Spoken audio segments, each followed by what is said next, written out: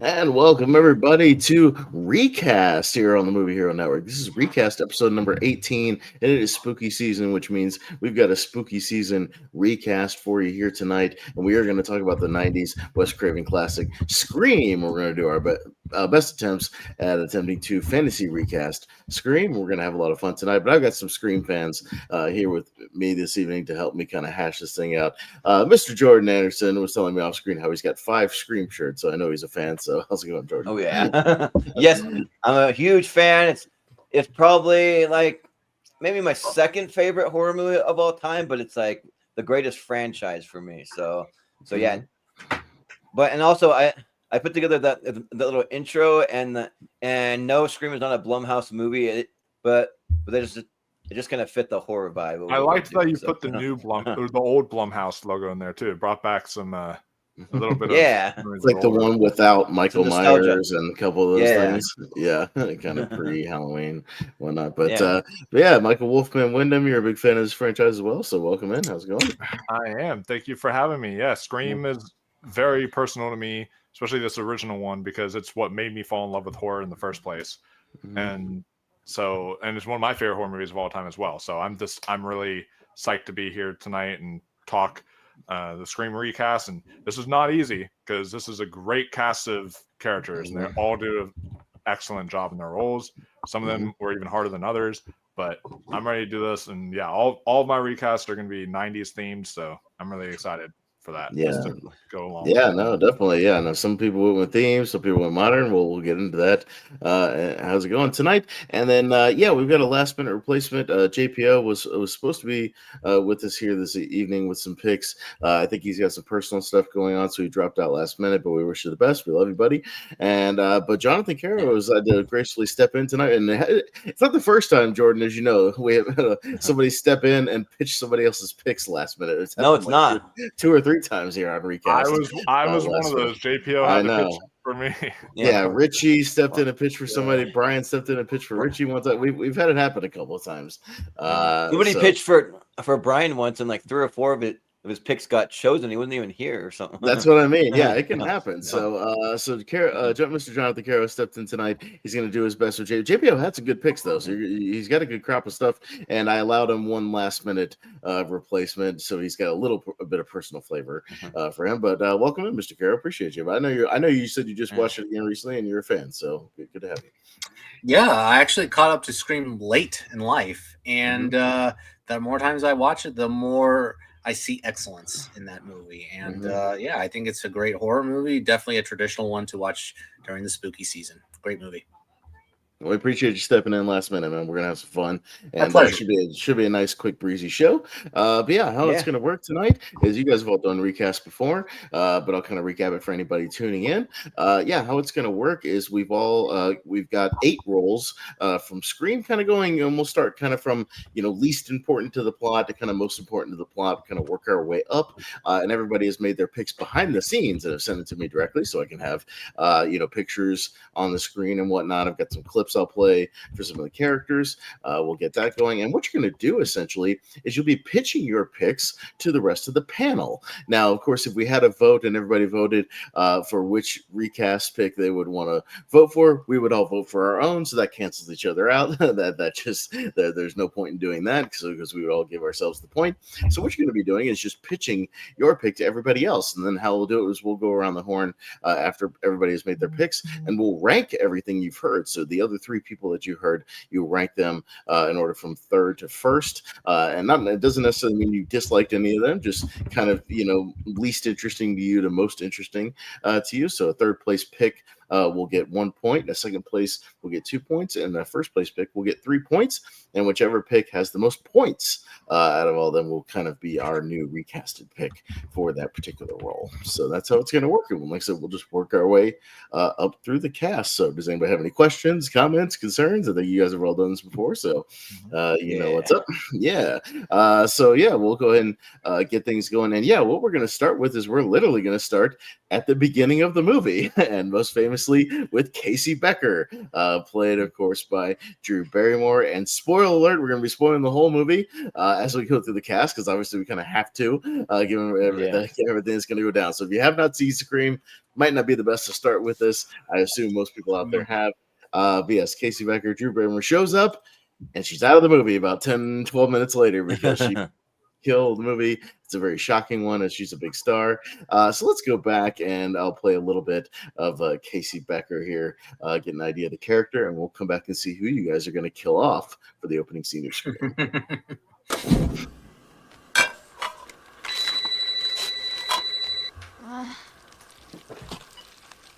Hello?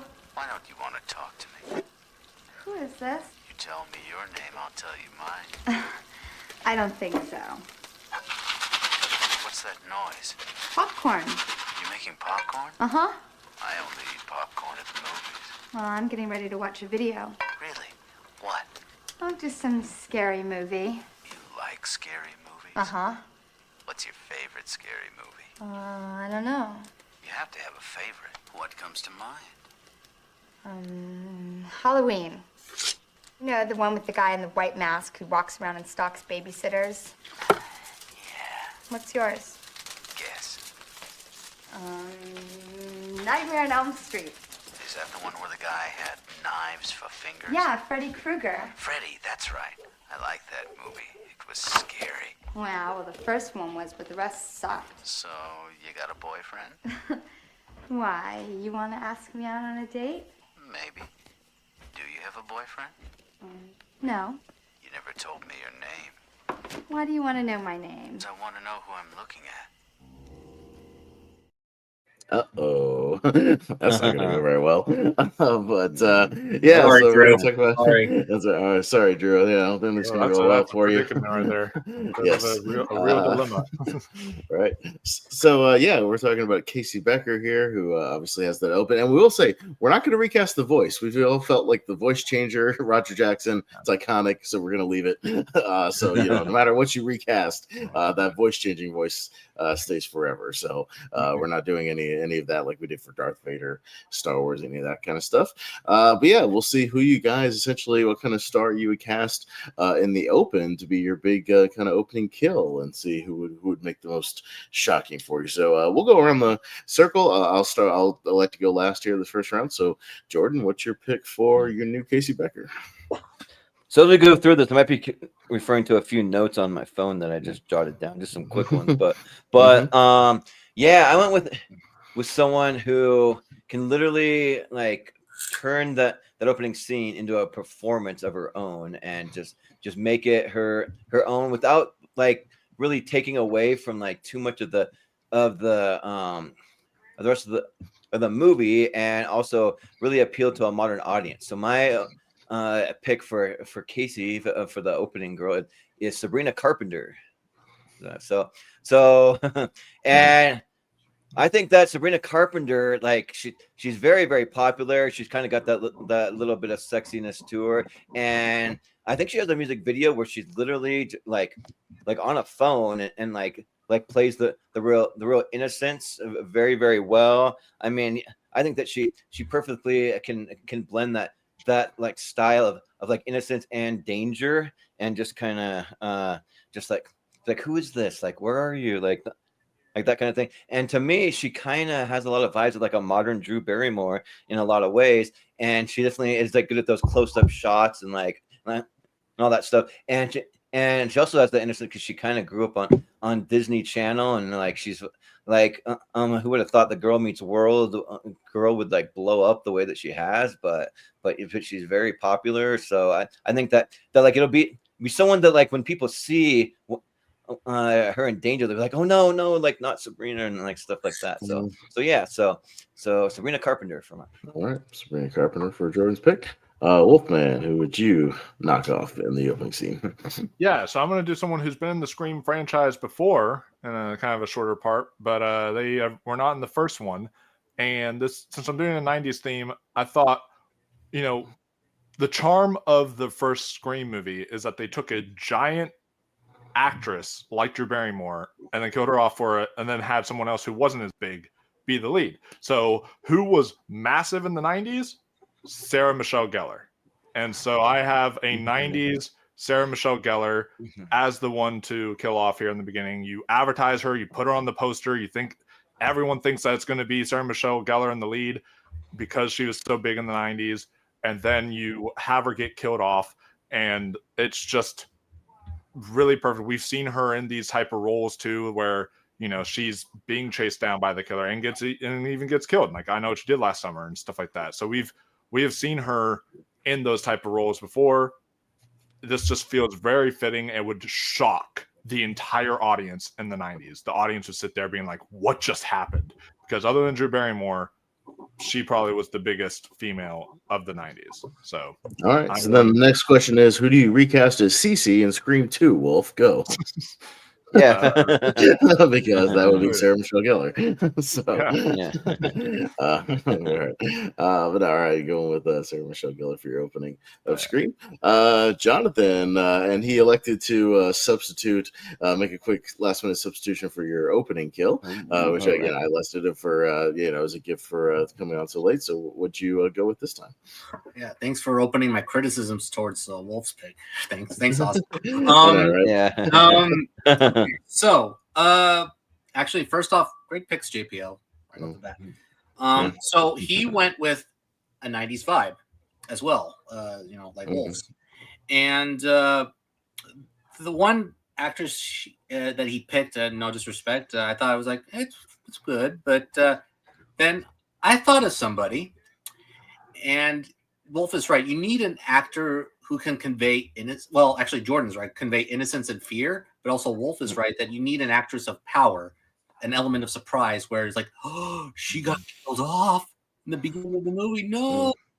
So I went with an actress that is very associated with horror, and also a two-time Oscar-nominated actress at that time, Winona Ryder. So yeah, Winona Ryder could convey that innocence really well, and then she could convey that that fear in the second half of that scene really well, and as witnessed in the Beetlejuice, Edward Scissorhands, and also you see that sunny innocence, and from her movies from The Age of Innocence and Little Women, I think, and Reality Bites. Like you love her, based on her movies. But you'll be shocked that Winona Ryder, like the person who is associated with Tim Burton movies, she gets killed off in the first scene. And people will be sad about that. So I'll pick Winona Ryder personally. All right, so Winona Ryder is Jonathan's pick here. And I'm with you guys as well. As far as you want to convey somebody who would be shocking to kill in the opening scene. Now I went with all my picks, just kind of getting ahead with my theme. I went with like a late '80s theme. So like if you did this movie sort of at the tail end of the slasher craze, and the horror craze of the '80s, and all the franchises are kind of getting a little fatigued, a little long in the tooth, and you need kind of a kick in the gut for the horror movies. And if we did Scream in the late '80s, so that's kind of what I went with. So Winona Ryder? No, I'm just kidding. Yeah, Winona Ryder.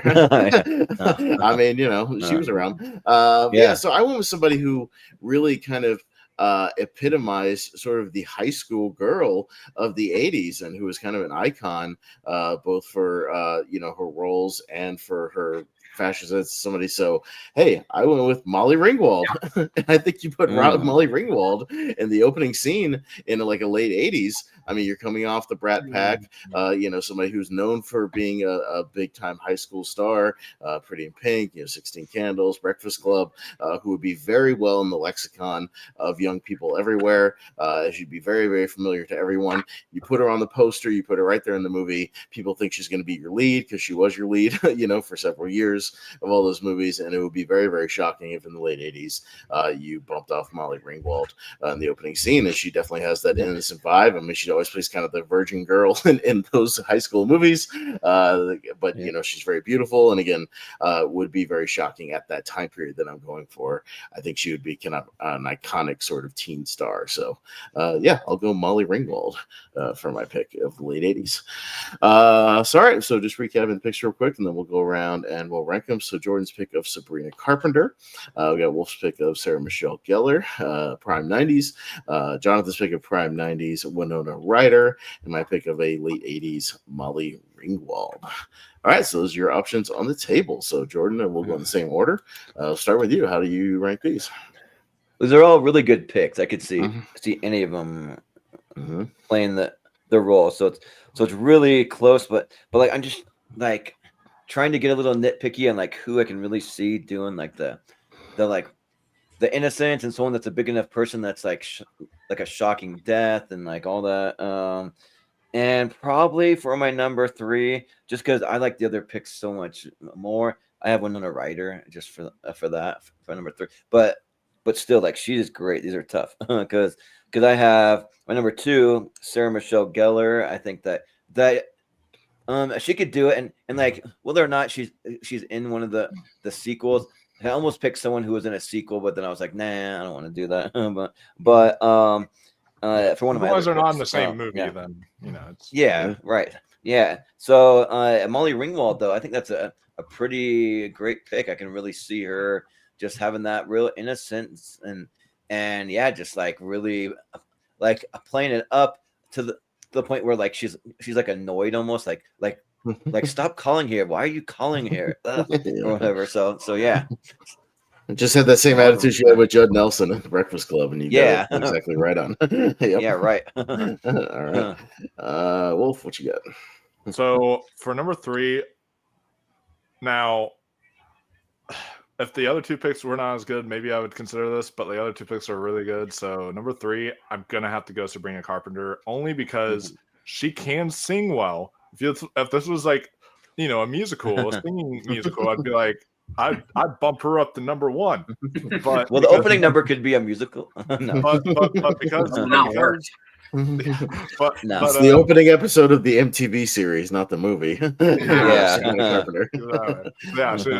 great on the MTV series actually. But the thing is, I've seen her act even post Disney, and she's not that great of an actress. She's a really good singer, but she's just not really a good actress. So I just do not sell that she would be able to do this performance well. And that's why I am going to have her at number 3. My number 2 is Winona Ryder. I think that she is a really, really good pick. It's really tough. She actually was initially going to be who I was going to select for Sydney.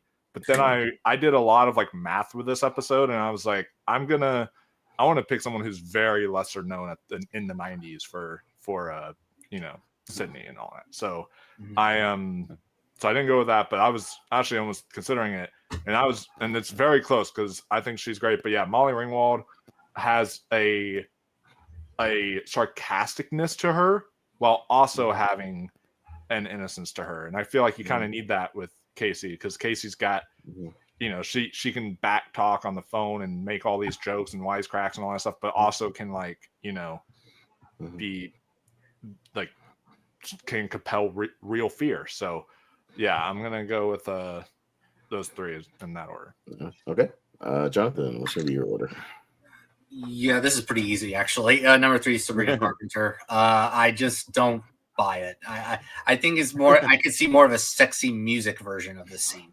Sabrina Carpenter with her attire and a towel, and it wouldn't work.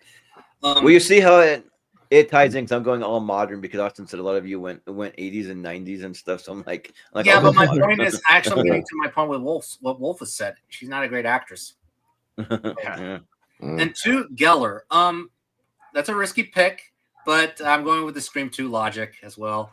Who would you cast as her character in the second one? But we're not doing Scream 2. It can be anyone in the franchise. We've done this for Recast before, where like we'll recast someone from the franchise prior, but like just put them in.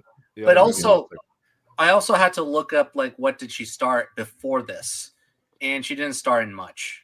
before Scream would come out. So she would definitely be an unknown. It wouldn't have that shocking factor in the beginning of the movie. Okay. So by default, I went with Molly Ringwald because she was so prominent in the 80s, with the John Hughes movies, and she can convey all those emotions, especially from 16 Candles and Breakfast Club and Pretty in Pink. And I think she's a great pick right there. That's my default pick.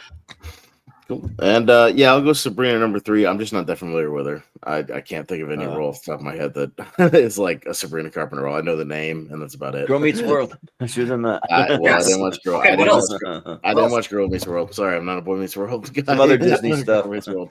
Okay. Plus, also, I don't think that that you need to be a great actress for just the opening scene for like you just want to be someone that you'd be sad they died. But anyways, Sarah Michelle Gellar. After that, it's a little.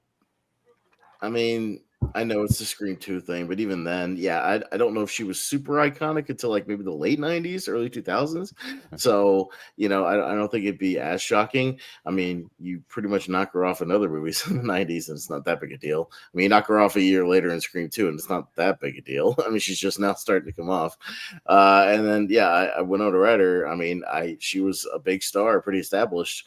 Even post Beetlejuice and Edward Scissorhands. I mean, she was pretty much an A-list celebrity at that point. So I think that's what you need to convey there. So I would go Winona Ryder.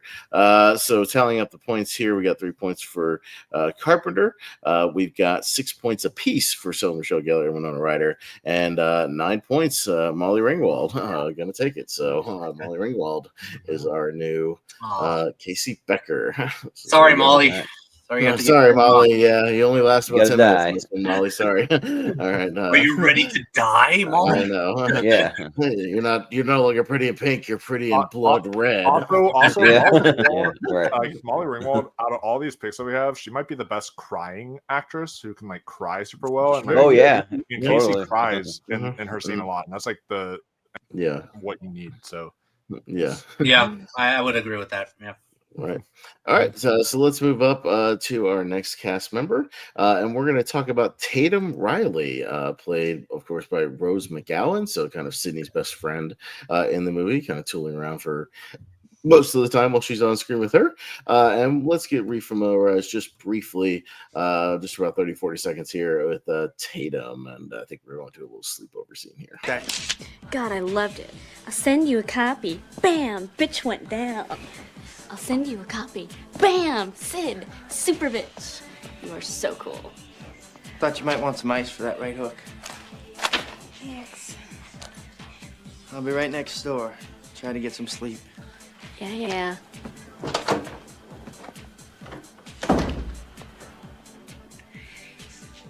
Do you really think Billy did it? He was there, Tatum. He was destined to have a flaw. I knew he was too perfect. He was too perfect. Right. So Rose McGowan there as Tatum Riley, who, of course, in the rest of the movie is not only Dewey's brother, but also the girlfriend of Stu. Matthew Lillard, who we'll talk about in just a little bit. Let's go around and get our picks for our new Tatum, and we'll rotate the order this time. So Wolf will start us out here for Tatum. Yeah. So. I am not going with who I initially pitched you because that would not be good. So I'm going with my backup pick, which is somebody I suggested to you that was a little more age appropriate. Yeah. You want the really young one was. Yeah. Same here. Yeah. So talk off screen. That's fine.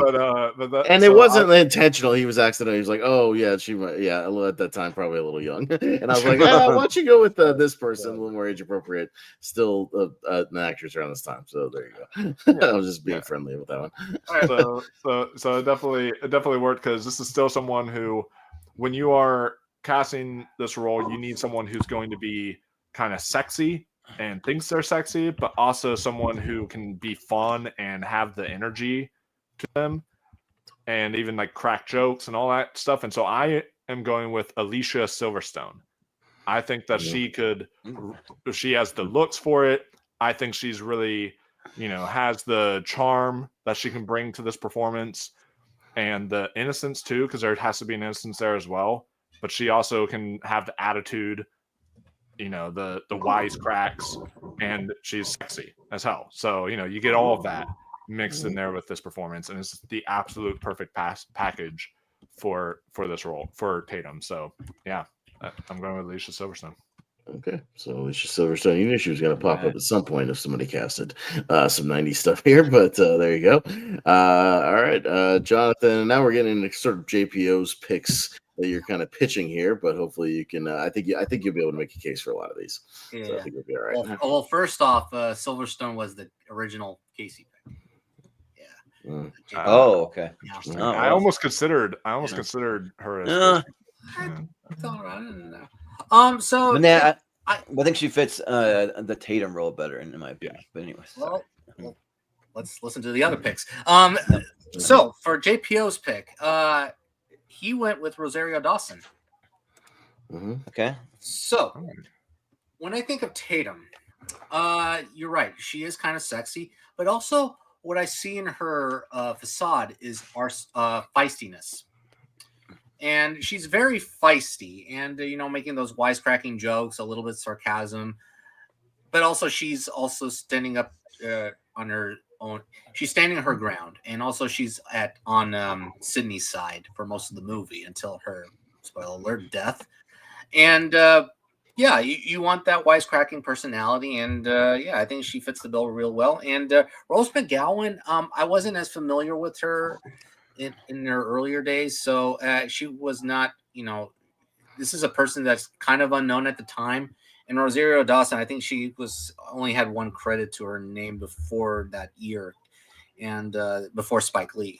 So I think Rosario Dawson would fit this bill really well. So Rosario Dawson is Tatum. All right, there you go.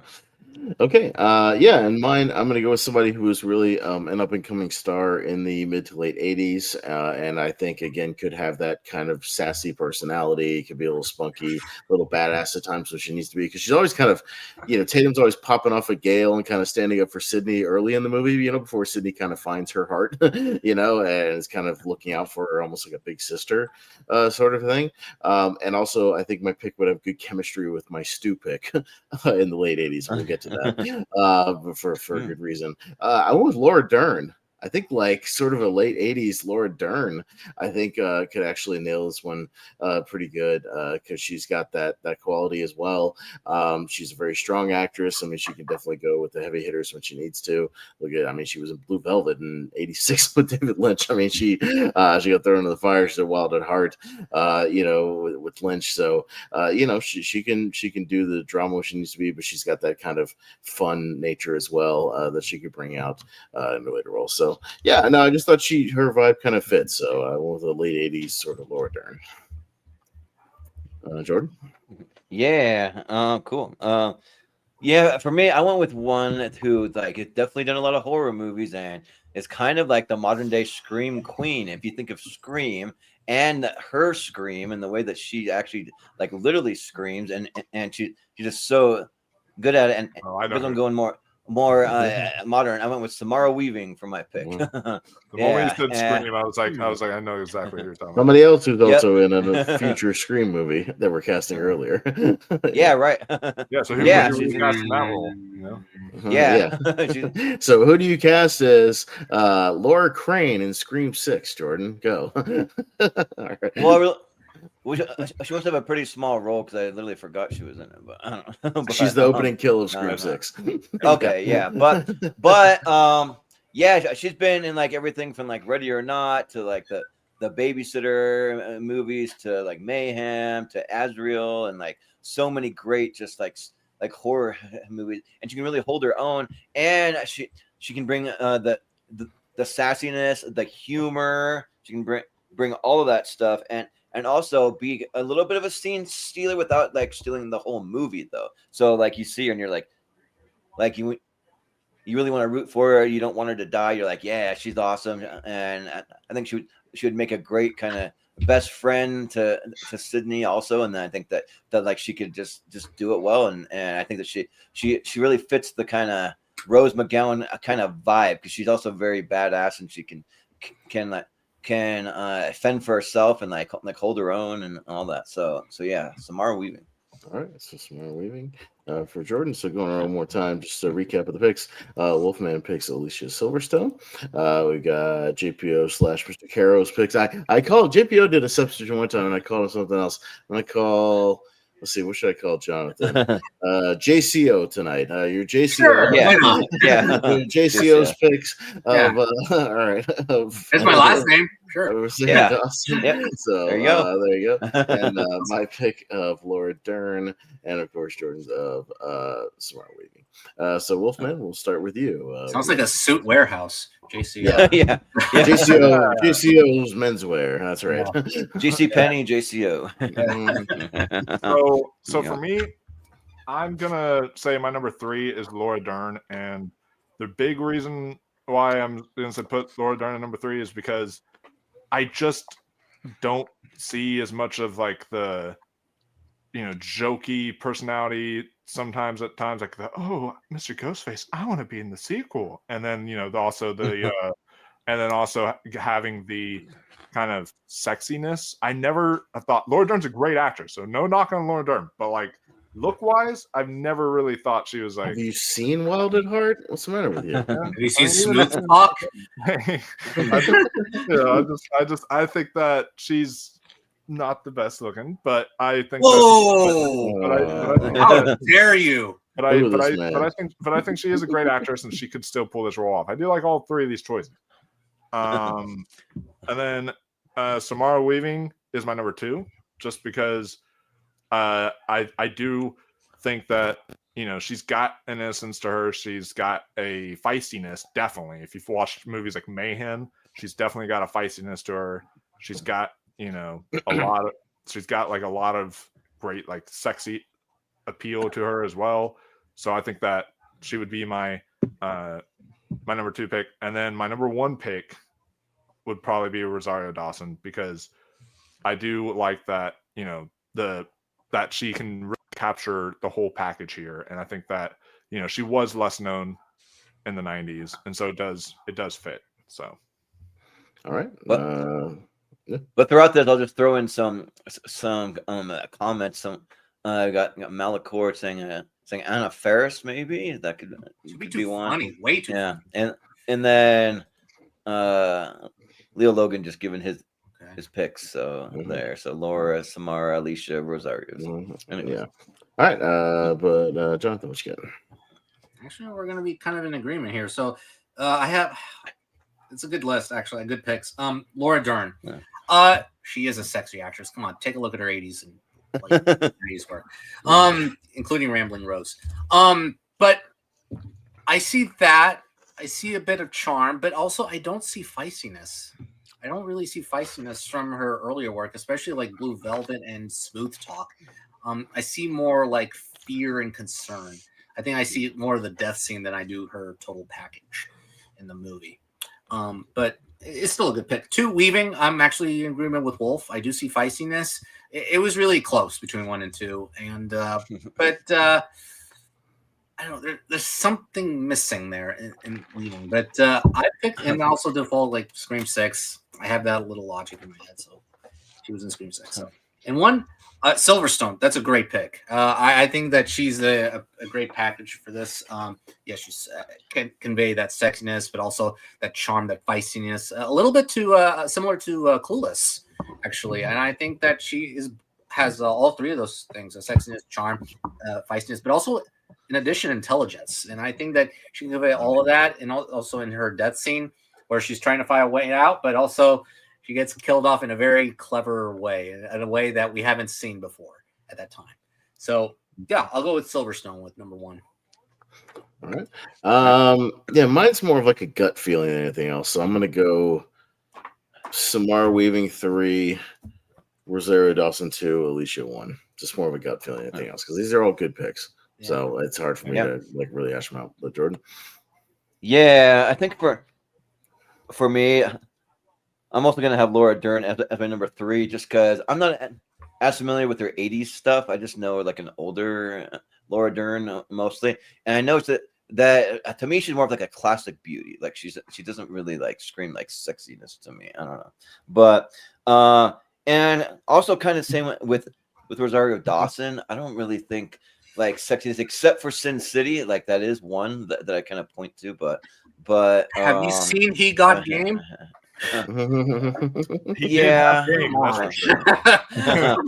yeah, but I don't know. There's just something where I don't quite see it in that particular role, but she is great.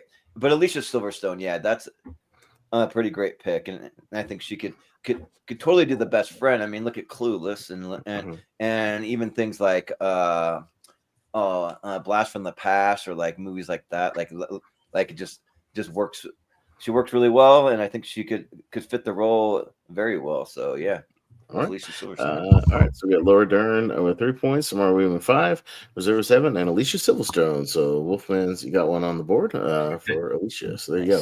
And yeah, spoiler, JPO initially had Alicia for the Casey Becker opening, so not a bad pick. But again, Jonathan wanted to slide in his own pick for that one, so I let him do that as well. So all right, we'll scoot up to our next roll. Respect to Laura Dern. Yeah, I know the disrespect. Anyway, I'll just throw out there real quick. So Brian had Laura Dern, Samara Weaving, Rosario, and Alicia. So everyone agrees with the Alicia pick pretty much because we got Malachor in there too and Alicia. So everybody's in agreement. And you guys definitely keep it coming in the comments because if we have a tie, which we've had ties before on the points, we go to the comments for the tiebreakers. So you guys definitely keep it coming. All right, we're gonna scoot up to our next roll, and we're gonna go with resident horror and film geek Randy Meeks, played of course by Jamie Kennedy. We're gonna see who you guys picked as your new kind of film geek here, and let's stop by Randy here for just a minute. Here we go. Jesus Christ, you don't know the rules? Have an aneurysm, why don't you? There are certain rules that one must abide by in order to successfully survive a horror movie. For instance, number 1, you can never have sex. Big no-no! Big no! I'm a dead man.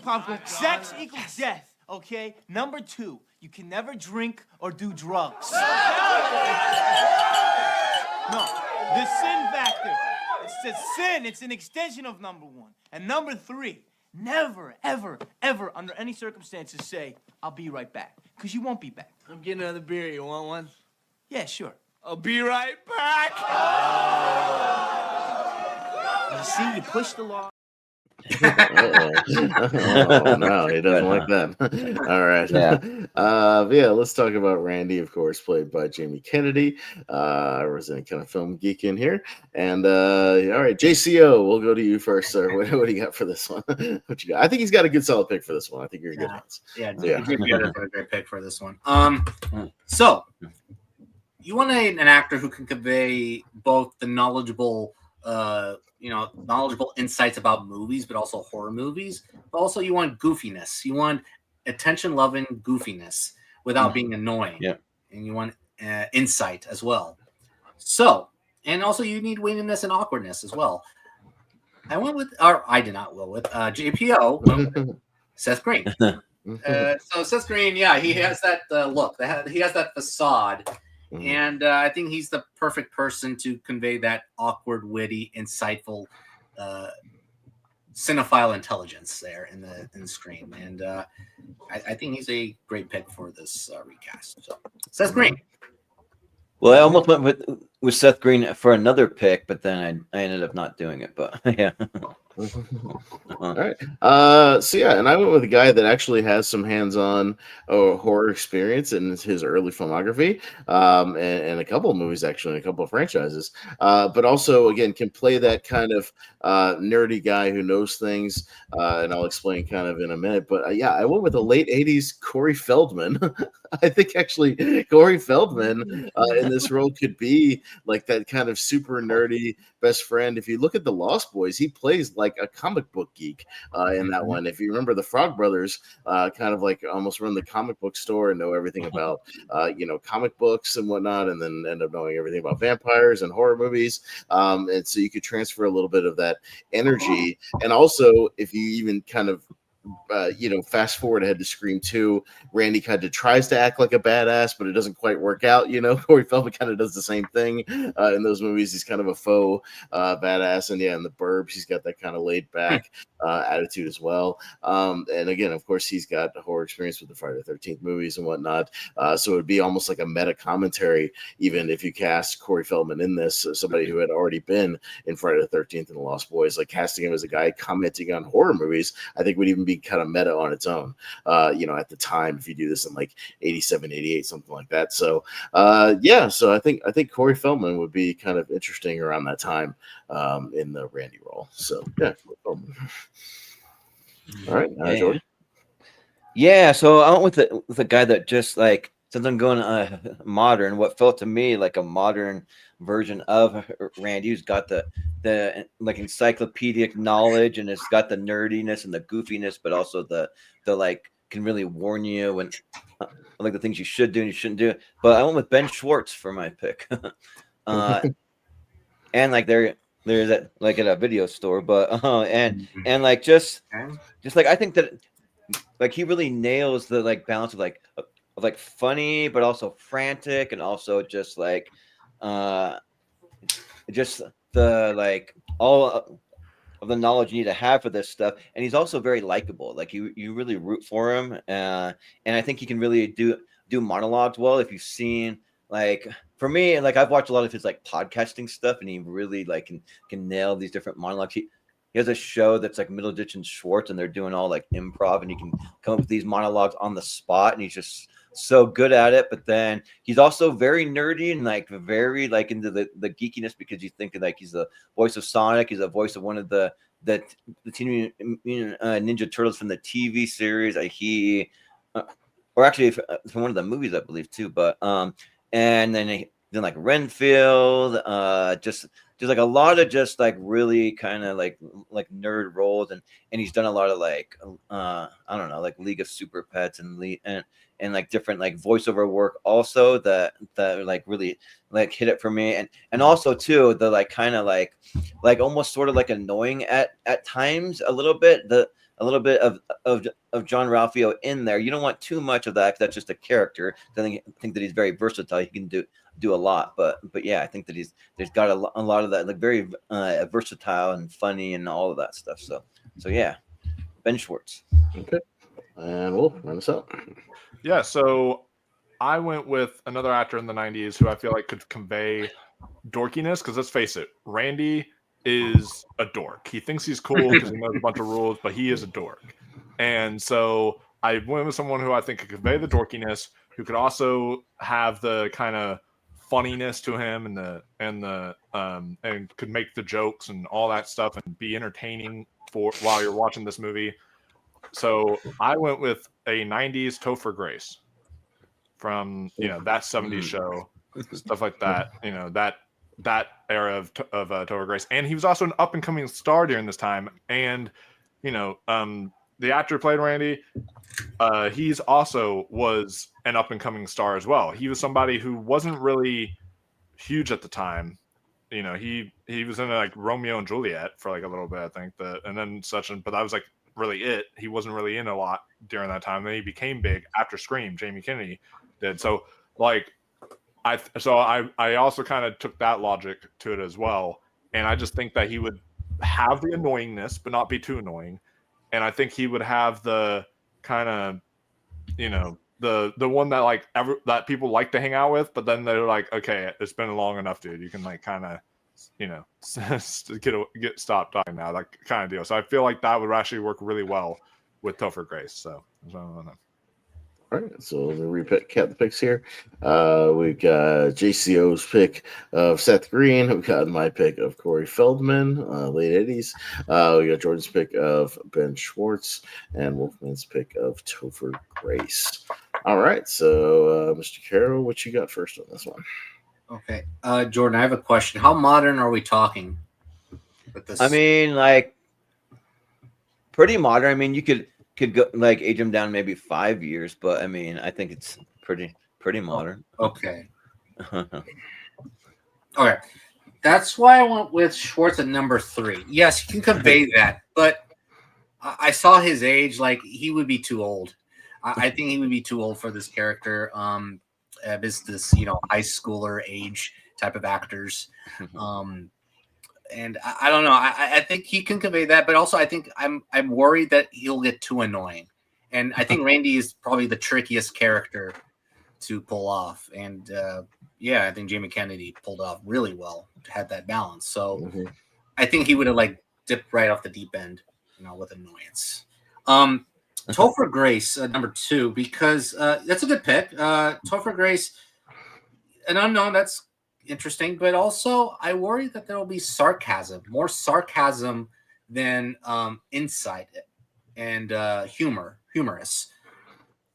So yeah, I think I could see that in there, but again, I just see more sarcasm, like the Eric Foreman character in That 70s Show. Still very funny. I think that's a different degree of funny. And number 1, Corey Feldman. I think this is the one that conveys the most geekiness of the 3, because I could buy his geekiness, I could buy his knowledge, but also he can be funny, and he won't be as annoying.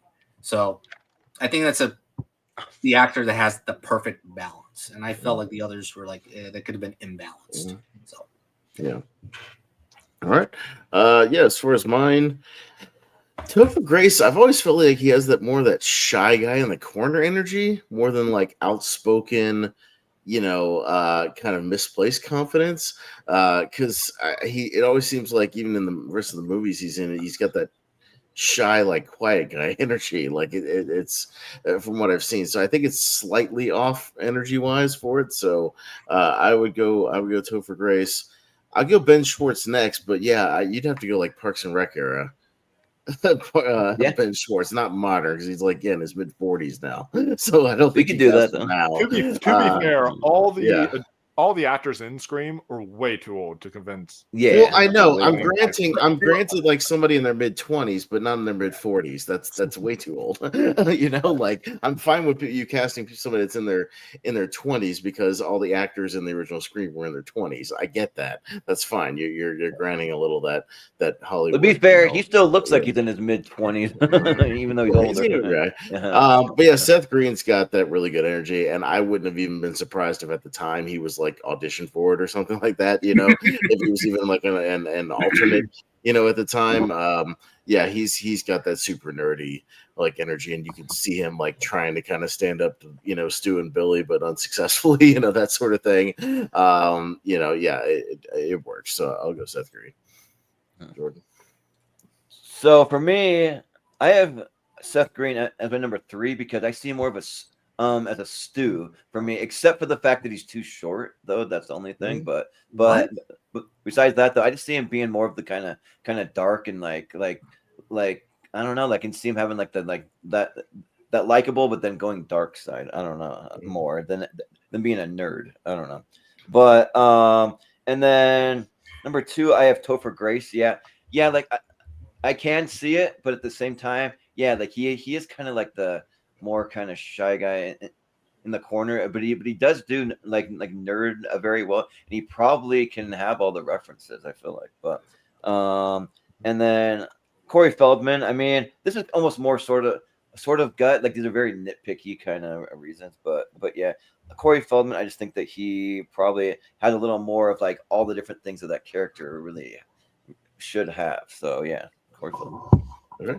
All right, Ben Schwartz is number 3 for me, because I agree he's too old. And then my number 2 and number 1 are really good here. Like both of these picks are really good. So this is hard to rank them all, but I'm going to go Corey Feldman at 2 because Corey Feldman, if you've seen some of his other stuff he's been in, he does have a sarcasticness to him. Like that's the thing. Like when you've seen him in like the Goonies and when you've seen him in like a child role and stuff, like he does have a sarcasticness to him that I do think could show in this. And Randy isn't really that, but I still think like the nerdy side and the actual like knowledge side of what Randy is down like perfect. I would be really, really well done there. But I think the perfect package is Seth Green. I think Seth Green, he looks the part. I think he's got that nerdiness to him. I think he won't really be too sarcastic, but he'll have the energy to him and everything. So I think that he's just all around the perfect package for this role. All right. So to be fair, Seth Green is 51. Just so y'all know. This is JPO's 96. I know. But I'm just saying though, like how old would have Ben Schwartz be? Too young almost, like back then. So you're saying he's too old, and like Seth Green's older. But Seth Green at the time the movie came out would have been 22. But also, Brian said Seth Green was considered for Randy before Jamie Kennedy. So like, he would have been mid-20s. Yeah, when the movie came out, just saying 22. Yeah, there you go. And that's how old. That's how old the. Well, no, I'm saying Ben Schwartz would have been. He would have been mid-20s. So. But well, I mean, but you were pitching modern though, didn't you? Did you say that on your pitch? Yes, well, it's modern, but I mean, you could. I mean, I don't really have like a set like time frame. I mean, you could save it now or later for any one of these actors. Let me put it to you this way: he would have played like an older manager. Yeah, not Randy. But it's fine. Yeah, I'm just pointing that out. But regardless, 4 points for Ben Schwartz, 5 points for Topher Grace, 7 points for Seth Green, 8 points for Corey Feldman. Just Corey Feldman. Wow. Yeah, I thought Seth Green was going to take it, but by 1 point, Corey Feldman. So there you go. I'll be honest, JPO, he should have won. Sorry. Yeah, I most of the comments with Seth. So, but hey, thank you.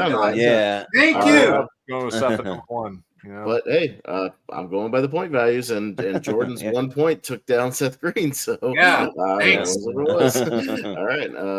I just see him as a different character. So who would he play in Scream? That's my question. Do you think he would play Stu? Stu? What? Yeah, that's what I think. Yeah, because like I said earlier, like he can go from the likable guy to the evil kind of like just brooding guy. Could he pull off the Matthew Lillard laugh? That that thing. Could he pull that off? I don't think so. So yeah, he could pull it off. I think so. But yeah, I just don't see him as like the nerdy guy. I don't know. Okay. Anyways, all right. Going forward, well, let's talk about Stu because that's what we're talking about today. So Jordan picked Seth Green for Stu. Oh no, wait, no, he didn't. All right.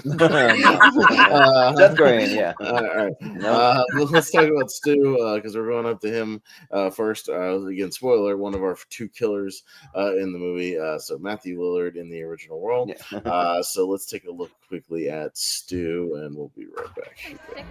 Having the last Sydney. No, it was him, Tatum. I know it. Well, you're not to be alone anymore, right? If you pee, I pee. Is that clear? Kizu, Kiskizu is easy out. Darling, I don't know what you did, Sydney, but on behalf of the entire student body, we all say thank you! Drop it, Stu. You know, I said, impromptu party tonight, my house, celebrate this little siesta. What do you say? Are you serious?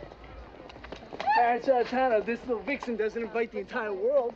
Be fine. Intimate gathering, intimate friends. What do you say, Sid? I mean, pathos could have its perks. Totally protect you. Yo, I am so buff. I got you covered, girl. Oh. Wait, come on, Sid. For me? It could be fun. Okay, whatever. Yeah? Nice. Cool. You guys bring food, all right? There's a little Matthew Lillard for you. And all right, we're moving on to recasting Stu here, and we'll go around the horn. Hopefully Wolf is still with us. Everybody like disappeared during that clip. All right, Wolf, you still here with us? Wolf? You're going first, Austin, so hopefully I know I'm going first, but I kind of need Wolf to be here for the pitches. So I know I'm here. I just had to get my dog. My dog was barking. Oh, All right. Well, let's get this going here.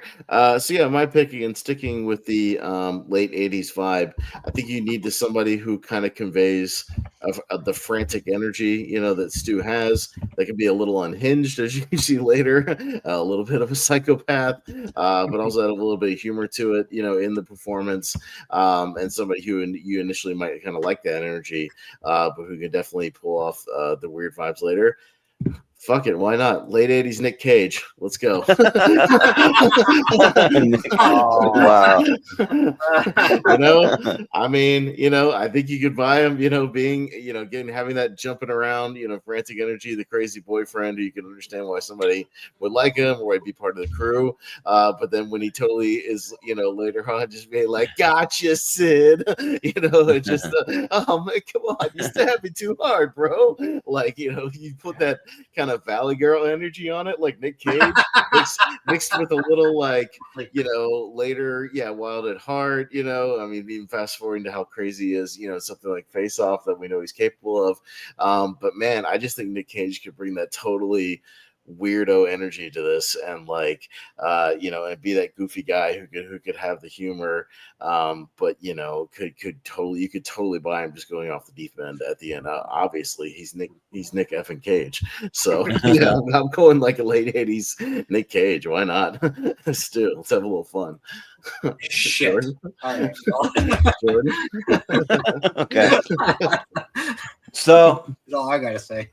So I'll just say that Stu was actually the toughest one out of anyone for me to cast, just because especially for like a modern, if I'm going all modern, and it's like this is the one that I'm the least confident in, but we'll see. But I went with one who like you wouldn't suspect him, he just looks innocent. He looks kind of nervous and kind of like almost like erratic and kind of weird, and you're kind of like whoa, get away from me, you're weird. But I went with Skylar Gisondo. So you might know him from from the Righteous Gemstones. He was in Booksmart and like has the party on the boat that no one shows up to. He's in Vacation. He was in the Superman movie and played Jimmy Olsen, I think. But and yeah, I just think that like he's a very unsuspecting one. So if you want someone that can bring like almost like a fresh spin and a fresh take to the character, where like I think if you watch some of the episodes of the Righteous Gemstones, you can really see him being very self-centered, very kind of full of himself. There's like a really cool like kind of opening where he's on a dirt bike and he's like going crazy on a dirt bike, and like just I don't know, like he just is like just kind of has the almost kind of like unhinged. You don't know what's gonna happen. He was also in Santa Clarita Diet. He was pretty young in that one, but yeah. So I'm just gonna throw it out. I feel like it's a little more unconventional, but I feel like sometimes it's okay to put a little kind of like fresh take on the character, and I think he could pull it off. And also, I really want to see him play like a villainous role. We haven't really seen it, and I want to see it because I really think he could pull it off. So yeah. All right, Skylar Gisondo. All right, Wolf. Good luck. Yeah, so I went with somebody who, in the '90s especially, had energy. But this was the hardest. Definitely, I agree. This is the hardest because Matthew Lillard is just the king of this role. He's absolutely perfect. No one else is ever going to be able to touch this role. So this is definitely very hard. But I went with someone who had a very fun energy to him, but also could convey a seriousness to him too in the third act. But even in the seriousness, still have that kind of goofiness in there too, like we see with Matthew Lillard. And I went with Will Smith in the '90s. The Fresh Prince of Bel-Air era kind of Will Smith. I think that he could have the like that kind of gives me a little bit of the Stu kind of vibes a little bit. I want to see it in that exact tracksuit.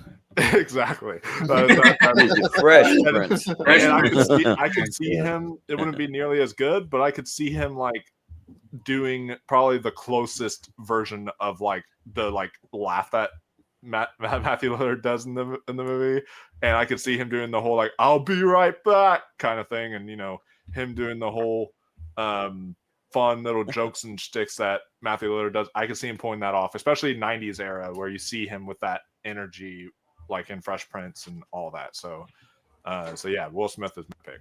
All right, Will Smith. Well, don't piss him off, or he's gonna come up and slap you. Yeah, I mean, slap the hell out of you. Yeah, come on, Sid. Parents just don't understand. Yeah, right. Jonathan, what you got? Okay, JPO. All right. Yeah, Stu's another tricky character to recast because you want charisma, but you want sinisterism or sinister vibes from him, especially in that third act, when surprise, surprise, he's revealed to be one of the killers. And you need to buy that, and also you need to buy the little quirky vibes underneath that peer pressure when he's bleeding and all that.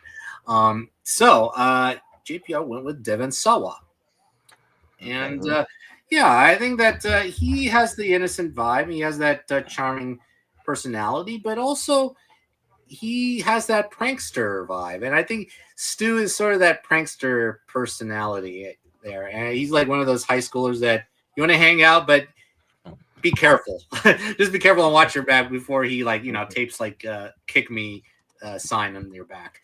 But yeah, you want also dangerous psychopathic vibes as well, and he has a little bit of that in Wild America, Idle Hands, and you see a bit of that in Final Destination when he conveys also fear underneath conveys paranoia underneath that facade. So yeah, I want Devon Sawa. Devon Sawa. All right, so for JCO's pick here. All right, so just doing a quick little roundabout recap. I went with the late 80s Nick Cage. Jordan goes with Skylar Gisondo. Will's pick of Fresh Prince, Will Smith, and JPO. I'm just gonna throw my board away right here. That's this is too easy. Okay. All right. So going with me first. I'm not really familiar with Skylar Gisondo. I don't watch any of those TV shows you name. Again, I'm not a TV guy, so if you pull some random TV show actor, it might work. I don't know. I don't know Skylar. You said even the new Superman. I don't remember him in that movie. So he wasn't Jimmy Olsen, was it? Or was he somebody else? He was Jimmy Olsen. Okay. Jimmy Olsen, the one that like hot girl was like hitting on him. I know, but that was like the least interesting subplot in that whole movie. I don't remember anything about it. So I'll go with that one. I'm just not familiar. You watch more TV. Yeah. I know. Will Smith, I guess, just by default, because I don't know. Has he ever done a role where he just goes full psycho at the end? I don't know. And I don't know if he had the acting chops in like the mid 90s to pull that off. I mean, I know he becomes like the leading man, but this seems like a really niche role to throw him into, like in the mid 90s. I don't know. Again, it's kind of a gut feeling. I appreciate the out there quality of it, but Devon Sawa, like I saw that and I was like, I'm a Devon Sawa guy. Late 90s, early 2000s, Devon Sawa, I'm with it.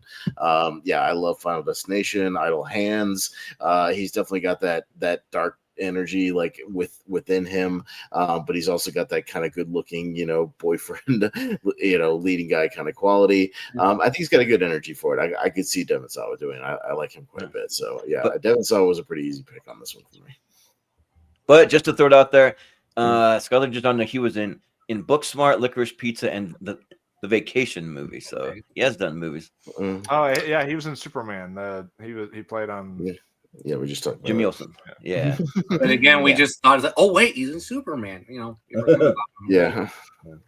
All right, Jordan, what you got? Yeah, for number 3, I have Will Smith. I just think that the energy's all wrong. It's not quite like the right pick for it. But I mean, this is a tough one because I have Nick Cage at number 2, just because you kind of already see crazy just from looking at him at the beginning, and you're kind of like, this guy's already crazy. He's not like gonna be that calm and I don't know, just one of the chill members of the group. I don't know. Is he ever that calm in the movie? Look, watch Scream. He's never calm the whole movie. The first scene, maybe hopping all over the place. Maybe except I don't know. Yeah. But he's calm enough that maybe you don't suspect him to be one of the killers, but. And yeah, I think Devon Sawa, that's a great pick. I think that's really good. I think that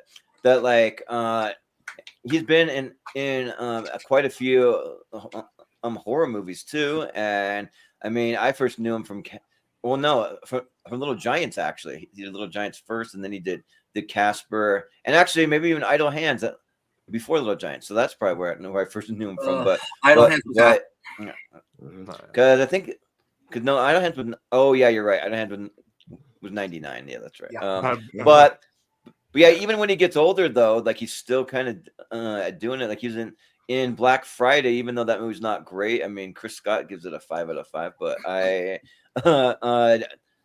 did like him in it. Didn't like the rest of the other movie, but he was a standout. So yeah, so he's probably my number one pick. So. All right. Yeah. So for number 3, I'm going to go with Skylar Gazando. I think he's too dorky. I think, if anything, I think he would have actually been I think he could have won this round potentially if you would have had him as a Randy or something like that, or maybe even because I think that he would have fit the Randy vibe a lot more with the that's what dorky. What Brian put. I really think he would have fit that role much better. Number 2, I have Nicolas Cage. That's a really inspired pick. I think that's great because I could see him doing the whole, "Oh, my mom's gonna be so mad at me." I could see him like pulling that off. I mean, regardless of whether he wins it or not, tell me you wouldn't watch that movie. Tell me you wouldn't watch that movie. Oh, yeah. Come on. Come on, do it. Somebody do it with AI. Put Nick Cage in the AI like Steve Martin and make it Nick Cage. That'd be great. Yeah, so great. Yeah. But yeah, my number 1. I also am a Devon Sawa guy. I love Devon Sawa. I think he's great, and I just think that he can do the psychopath. He can be a little kooky. He can do it all. And if y'all want to know who I initially had for Casey, there's someone who's with him in Idle Hands. That's all I'll say. And you can kind of connect the dots together. Oh, is it Jessica? Yeah, but she was too young in the 90s, way too young. She was not of age yet. Yeah, Jessica Alba. So I get what you were going for, but like I fact checked Wolfman. I was like, bro, she was like 15 at the time. Like, no, like go with somebody else. Maybe like in like the mid 2000s when she's doing that when she's up and coming, kind of show, whatever like early 2000, 2000 Jessica Alba. Yeah, you'd be fine. Dark Angel, I think that's fantastic. Yeah, right. Yeah. But Jonathan, well, I'll make it quick. Gisondo, number 3. I just don't buy the evil turn at all. And I see. Well, would you love to see it though? It'd be fun to see it. It'd be fun to see it, but I've seen him more in dorky, kooky roles. Yeah. Like in Superman. And number 2, Will Smith. Yeah, Will Smith. I don't think he had that evil vibe yet. He didn't have that psychopathic vibe yet. And number 1, Cage. I always had a thing for you, Sid, in your dreams. And then I would like to see Cage scream before his death. Be fun. That would have been a lot of fun. Matthew Lillard honestly is like kind of channeling the energy there. A little bit of Cage. There's a little Cage in there. Yeah, a little bit. Oh, man, but how old was Nick Cage in the late 80s though? Would he have been too old? Oh, in his 20s, mid 20s. Yeah. Okay, I wasn't sure how old he was. Yeah. Oh yeah, yeah. But again, you got to remember the period I'm going for. Like he's always looked kind of older to me, so I'm just. Oh no, I know he's just a guy that always had that older look, but he was born. So think about this. He's born in '64, so you do this in like '88 or so. Like what I'm going for, he's 24, around the same age as all the other actors that were doing Scream at the time. I see what you're doing, Austin. The little Wild at Heart thing before. He would have been great with Laura Dern. See, they would have had chemistry as a boyfriend girlfriend. Yeah, I see. Wild at Heart energy.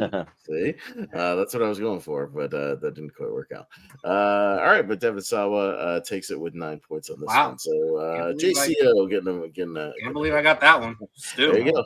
All right. Stu, out of all characters, so far. Out of all the characters, Stu. All right, well, let's scoot up to our other half of your killers here, and let's go with Skeet Ulrich as Billy Loomis.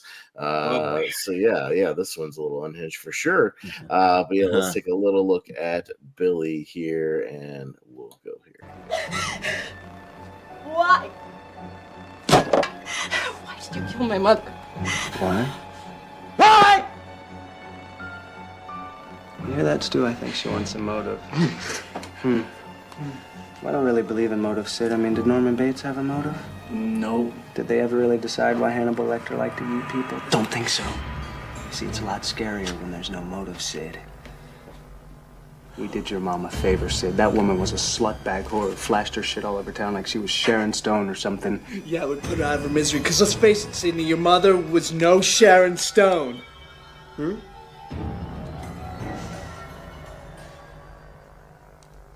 Is that motive enough for you? All right. Now I'm just imagining. Now your mother's Sharon Stone. I'm just imagining Nick Cage. Nick Cage doing all the Stu's lines. So, anyways, but yeah, let's talk about Billy Loomis, and we are back around the horn. So we are starting with Jordan this time. So, what do you got for this one? Yeah, so this is just sticking with the modern theme, and he hasn't really done a lot of stuff. I mean, technically, if you look at his filmography, yeah, he has done a lot of stuff, but I mean, not a lot of like well-known stuff. He's mostly known in Cobra Kai, but I went with Tanner Buchanan from Cobra Kai, so kind of see him there. He played, I forget that his character's name in Cobra Kai, but he's the first. Not Miguel, not oh, it's not. It's gonna bug me now. Yeah.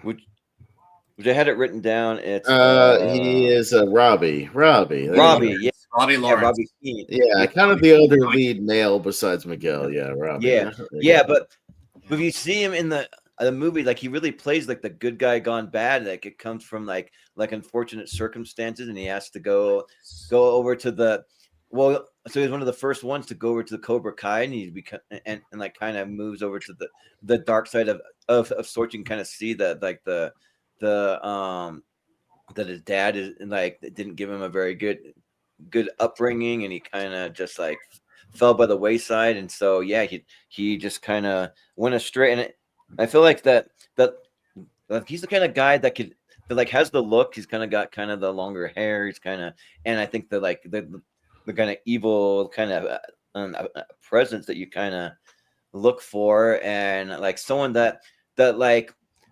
even when you look at him, you're just kind of like I don't know about that guy. That guy seems like he's just been through a lot, but he also kind of has the like heartthrob look too, because he kind of like the Billy Loomis sort of has a little bit of that, and the kind of like brooding, kind of like just like angsty, like teen kind of vibe thing. So I think he's got all that going on. So yeah, Tanner Buchanan. All right, Wolf, what you got? Yeah. So for me, I went with someone who not only has the look, but I think could play the psychopath really well, and I think could do that kind of serious like monologue that he does there really, really well.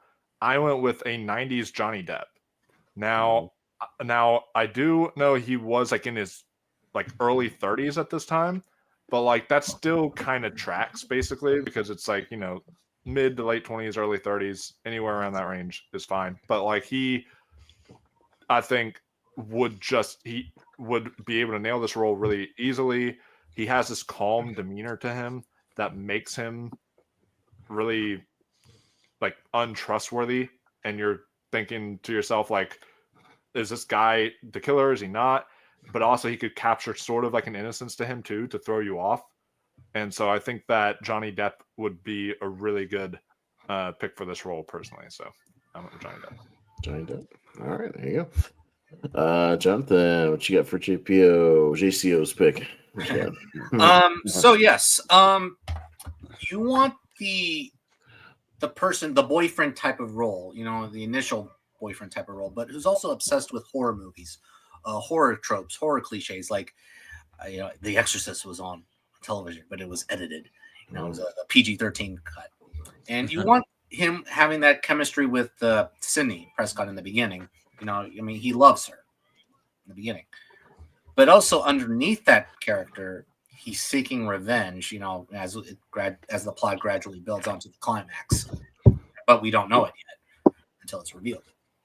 And you need attraction as well, and Jared Leto. Yeah, Jared Leto has the boyish, attractive looks at the time, but also he could really switch in that third act, especially witnessed in like let's just say a Panic Room. Panic Room and Fight Club, actually 2 David Fincher movies. Fight Club, he has a little bit of that. He was an urban legend, right? Yeah, mm-hmm. I think so. Yeah, I think so. Mm-hmm. But he could turn it on. That. I mean, he has that psychotic personality. He could just like say curse words and going berserk, swinging his gun in the air. But also, he could still love somebody in that Billy character. So, I'm gonna go with, or we are gonna go with Jared Leto. All right. Sounds good. Mine, again, sticking with my late 80s vibe, I think I got somebody that has that leading man, kind of handsome bad boy, kind of quality, but has that unhinged nature, and he's shown it in quite a few roles. I went with Matt Dillon, like late 80s. I think Matt Dillon in this one, man, he would absolutely just kill this, and he would be great. Because, I mean, even when you look when he's technically a good guy in, like, The Outsiders, I mean, he's like, he's a leading dude, the ladies swoon over him, but he can flip his like temper on a dime, switch that kind of psychotic nature.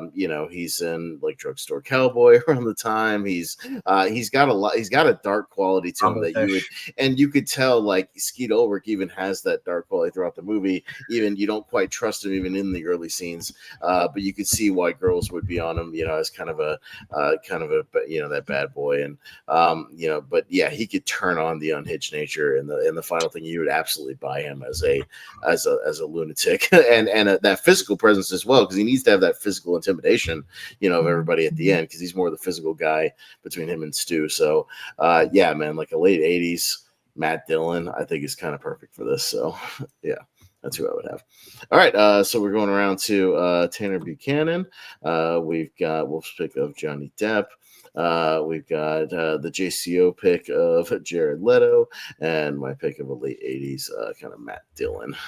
All right, let's go around and get your rankings for this one. So I believe, Jordan, what you got?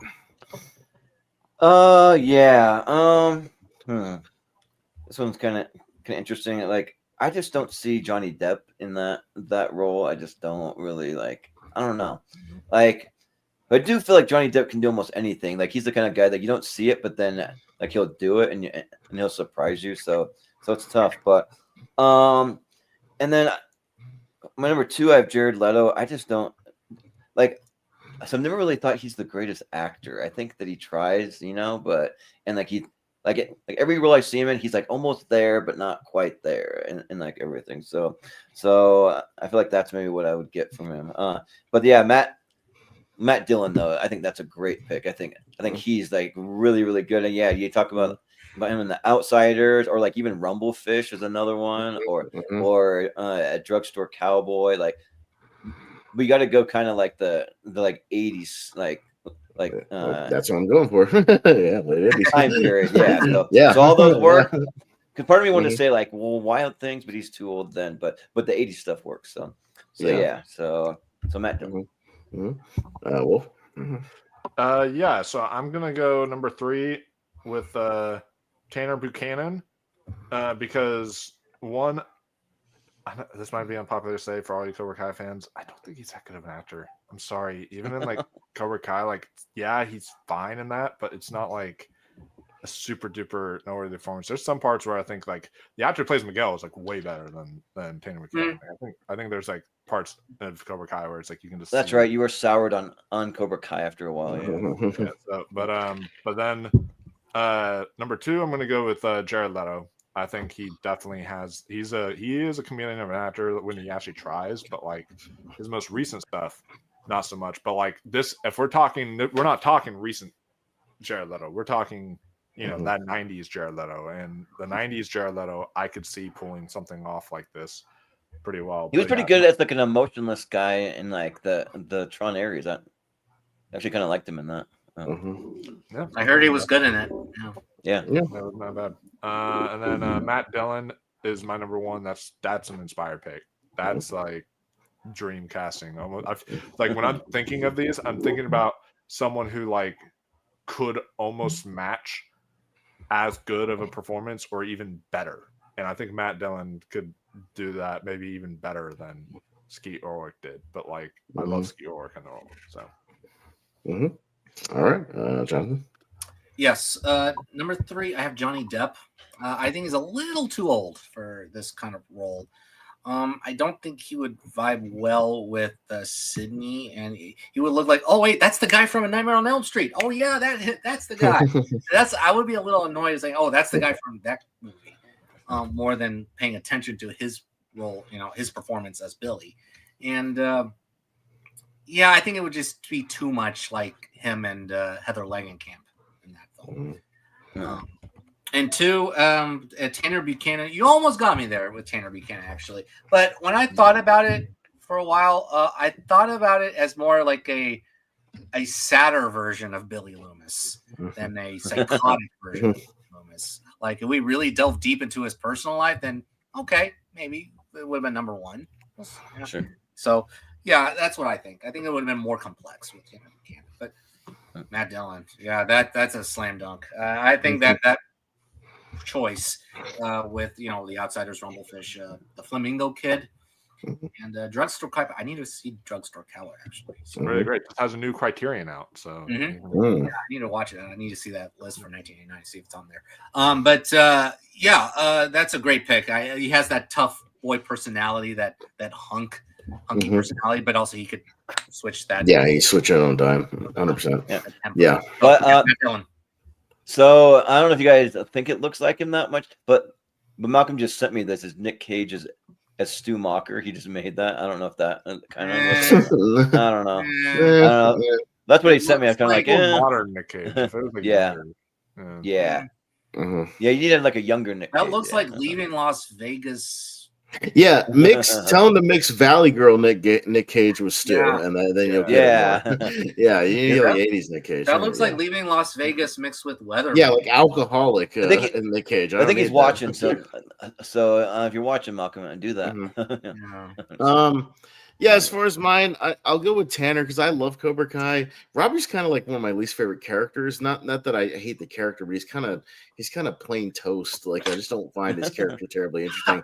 Even when he was, it just like plain toast with no jelly, no butter, just toast. Like he's kind of the least interesting character. It kind of burnt too. The one you leave even when he took off and they had to go looking for him because he was not really so angsty against his dad or whatever. I didn't know. That's one of the weirdest insightful descriptions of an actor. If it's really good bread, I could maybe eat it. It'll get the job done, like you can eat it, but there's no taste to it, there's no flavor. Just toast. It's just toast. So I need more of a younger panel for this to go modern. I'll go Leto second because I don't hate Leto as much as everybody else, other than like the weird shit he does behind the scenes, like for like Suicide Squad, it's unnecessary. It's like, bro, it's called acting. Just why don't you try it? You're an Oscar-winning actor, dude. Just do some acting. I almost went with Johnny Depp and maybe a late 80s Johnny Depp for mine might have worked a little better, Wolf, than you doing like mid 90s.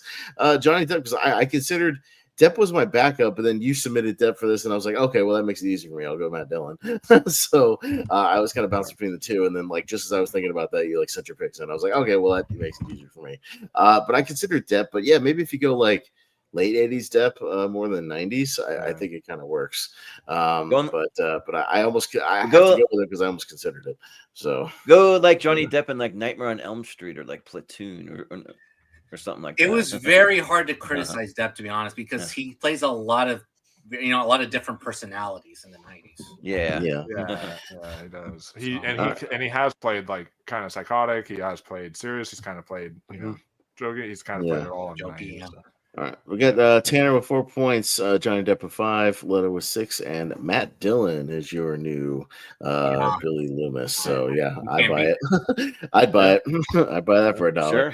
All right, Now let's move on to kind of our core three, our trio that makes it through most of the movies here, and we'll work our way up through here. So let's start with Gale Weathers, of course, played originally by Courtney Cox, and let's play a little Gale. And to be fair, this is actually going to be my clip for both Gale and Dewey, because they're in a lot of the scenes together in the movie, kind of swooning over each other. So they're related in real life. Yeah, so yeah, this will count for kind of both of them. So here we go. You can literally feel the fear on this canvas.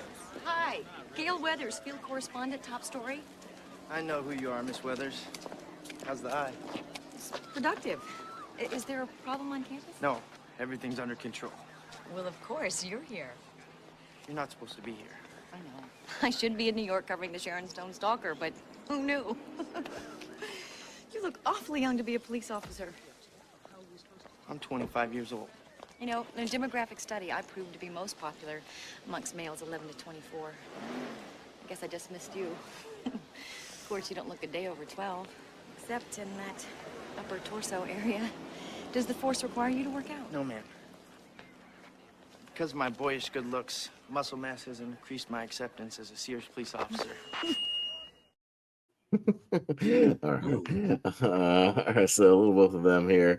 That'll kind of count for both of our clips here. But yeah, let's talk about Gale Weathers, of course, writing her books, doing her reporting. Courtney Cox, who's your new one? Wolfman, what you got?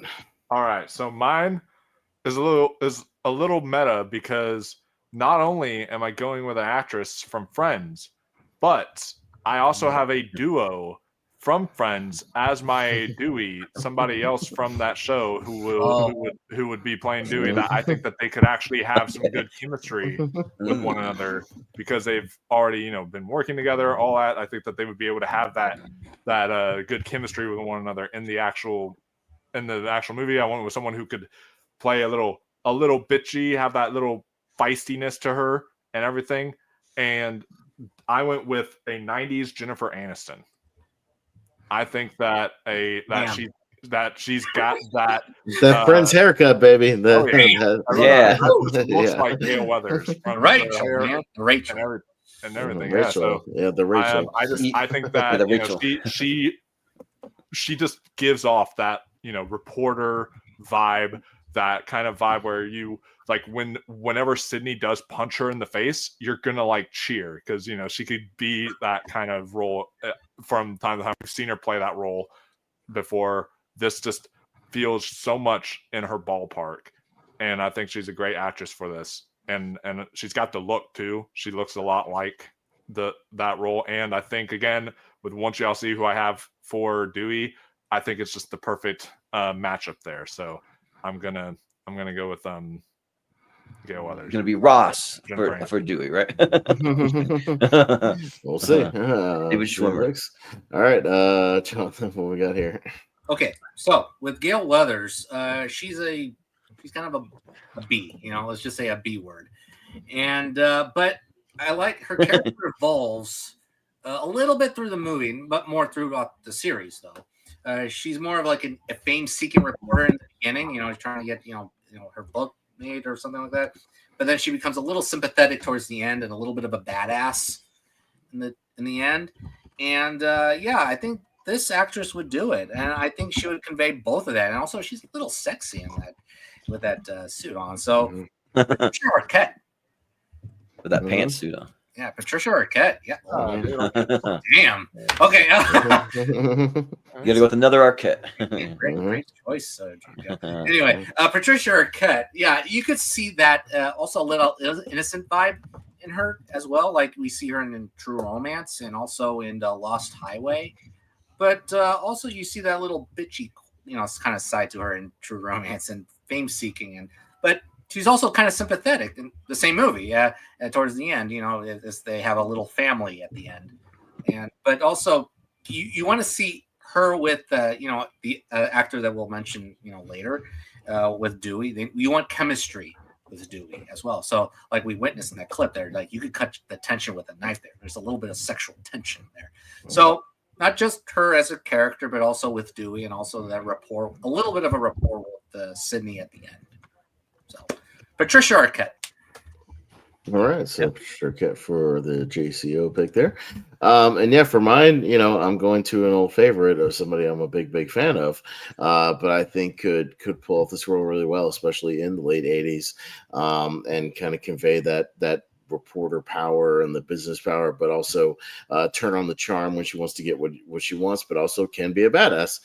You know me, Sigourney Weaver, man. Lady Sigourney Weaver as Gale Weathers. I think she shows up. She immediately kind of commands your attention. It would be a little meta because she's got, horror background. I think meta is an important quality, when kind of casting these. So she would already have that kind of background.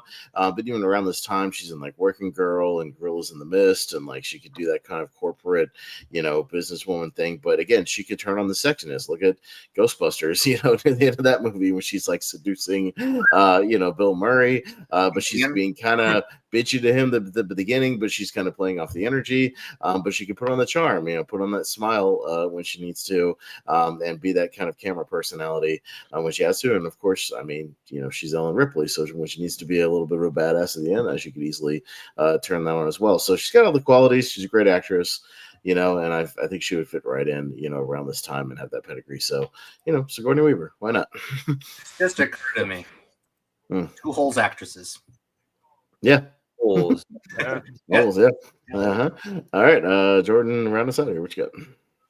Yeah, so sticking with the modern theme, I think I went with someone who can portray both like the snarkiness, but also be a little bit funny and like really have like a chemistry with Dewey, just kind of going back and forth with him, and someone that's played a small reporter roles before. I went with Rose Byrne for my pick. So she's a reporter there, and she just done small ones in like TV roles. She was in Damages, and she was like going through law school and doing like journalistic stuff. And then she was in a miniseries called Miss America, where she was a reporter. But then like she can do horror. She's been in Insidious, and she can do comedy very well too. She can do things like Neighbors, and then she can do kind of like the investigating. She was in Knowing, even though it's not a great movie. She like plays the investigating person very well. And then the like things like Sunshine, it was another movie I don't love, but I think she is still great in it. And yeah, I just think that like she could play the real kind of like snarky kind of bitchy type of role, but then also like add a little humor to it and just a little bit of likability in it. Also, I think she can really do that and show some intellect as well. I think she can show the intelligence and like kind of piecing everything together, and like she just has that kind of look of just like curiosity and like putting all the pieces together to figure this out. So yeah, so I went with Rose Byrne. All right, Rose Byrne for Jordan. And once again, we got Wolf's pick of Jennifer Aniston. We got the GCO pick of Patricia Arquette. Got my pick of Sigourney Weaver, and of course Rose Byrne. So, all right, Wolfman is up first for the rankings. So, what you got? It's maybe the toughest one for me. Yeah, yeah. I was about to say this is the toughest one so far. This is really hard. Number 3. I'm gonna go Patricia Arquette, and the only reason why I'm gonna go Patricia Arquette for 3 is because I guess I just don't. I need to see more. I've seen her in True Romance. I've seen her in stuff like that during this time, but I guess I need to see more of her in the 90s to see the feistiness side. I don't know if I really see that. I've seen Innocence for sure, but I don't know if I see like the kind of bitchy kind of feisty personality of a Gale Weathers. But I still love the pick. I think it's like really, really great. I think she would be good in the role. Number 2, I'm gonna go Sigourney Weaver. I think that she's also a really good pick. I think she's has definitely the sexy appeal. that she needs for this role. She's got the charisma. She's got the charm to her, but she also can play like a bitchy, you want to punch her in the face kind of role too at one point and everything. So I could definitely see that vibe with her. And then this isn't just a pity vote. I actually do really like this pick at the same time, but I'm also going to kind of throw Jordan a bone a bit because I do actually really like the Rose Byrne pick. I think she could, she has a horror background as well. She's in Insidious and in 28 Weeks Later and in a few other stuff. She has a horror background, so she has been in multiple horror films, and she is a really great actress, and she's got definitely the sexiness, but she also could really pull off the kind of reporter, I'm like in everyone's business and they want me out of their business kind of vibe. I could definitely see that. So yeah, that's how I'm reckoning it. All right. Yeah, Jonathan. This was tough. Yeah, this was a very difficult one. I think they were all great picks. Okay.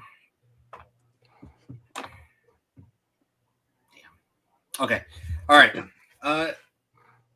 Number 3, I went with Sigourney Weaver. I see feistiness, I see bitchiness, I see professionalism.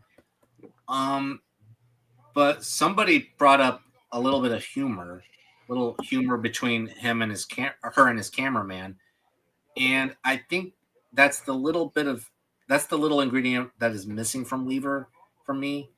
I see like evil sarcasm, but I don't see like humor in Weaver for this for Gale. 2, Aniston. I got to see similar things with Courtney Cox, Friends thing, and Aniston is a great pick, but finally got me, Jordan. Rose Byrne. I think that one little element that you said was the humor, because she has a little bit of humor towards in certain sections of the movie with Kevin, the cameraman, and there are moments where I did laugh at her exchange with Kevin. And, I think even though, in addition to all the stuff we said, I think the humor is like the extra ingredient to her character. So I went with Rose Byrne. All right. Yeah.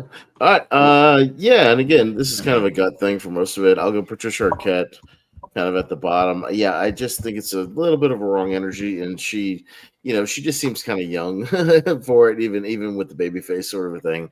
I don't know if I buy her as like a nationally syndicated, sort of reporter, at that time. Jennifer Aniston too, just because it's a little on the nose, Wolf, just swapping friends for friends. She matches everything though. She literally matches the funny, she matches the sexy, she matches the bitchy, she matches literally every thing. Oh, like Courtney Cox. And so did Courtney Cox. Okay, great. Yeah, the other Friends star that nailed it. Look at Brian and Logan. There's a reason why they have Aniston at number 1. But they're friends. Are they Friends fans? Or? They also had Seth Green at number 1, and he didn't win, so that don't matter unless you know. Seth Green, he agreed was like the best pick. Yeah. It's like got it there. He's got it there. Yeah, I don't know. I'll go with Byrne though. I think she's got a ton of range. Even some of the stuff you didn't shout out. I love her in X-Men First Class. She's in Spy. Like she's really good in Spy. Yeah, she's another comedy. In Spy, she's hilarious. The Neighbors movies. Yeah, she's got that comedy quality. She can be a little bit of a badass, like what she needs to be. I've always really, really liked her. I want to see her in more stuff. I feel like she's kind of fallen off lately. I haven't seen her as much lately. She's in that movie this year. What is it called, Wolf? Oh, if I had legs like Kiki, she could get an Oscar nomination for it. Yeah. Maybe I'll make her come back. I just feel like I haven't seen her in a while. I feel like I saw her in everything in the early to mid 2010s, and then she's kind of disappeared for a little while. But I'll go Rose Byrne. Jordan.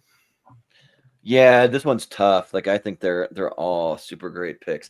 I just went with Patricia Arquette for my number 3 because I just see more innocence to her and not more of the toughness that you really need.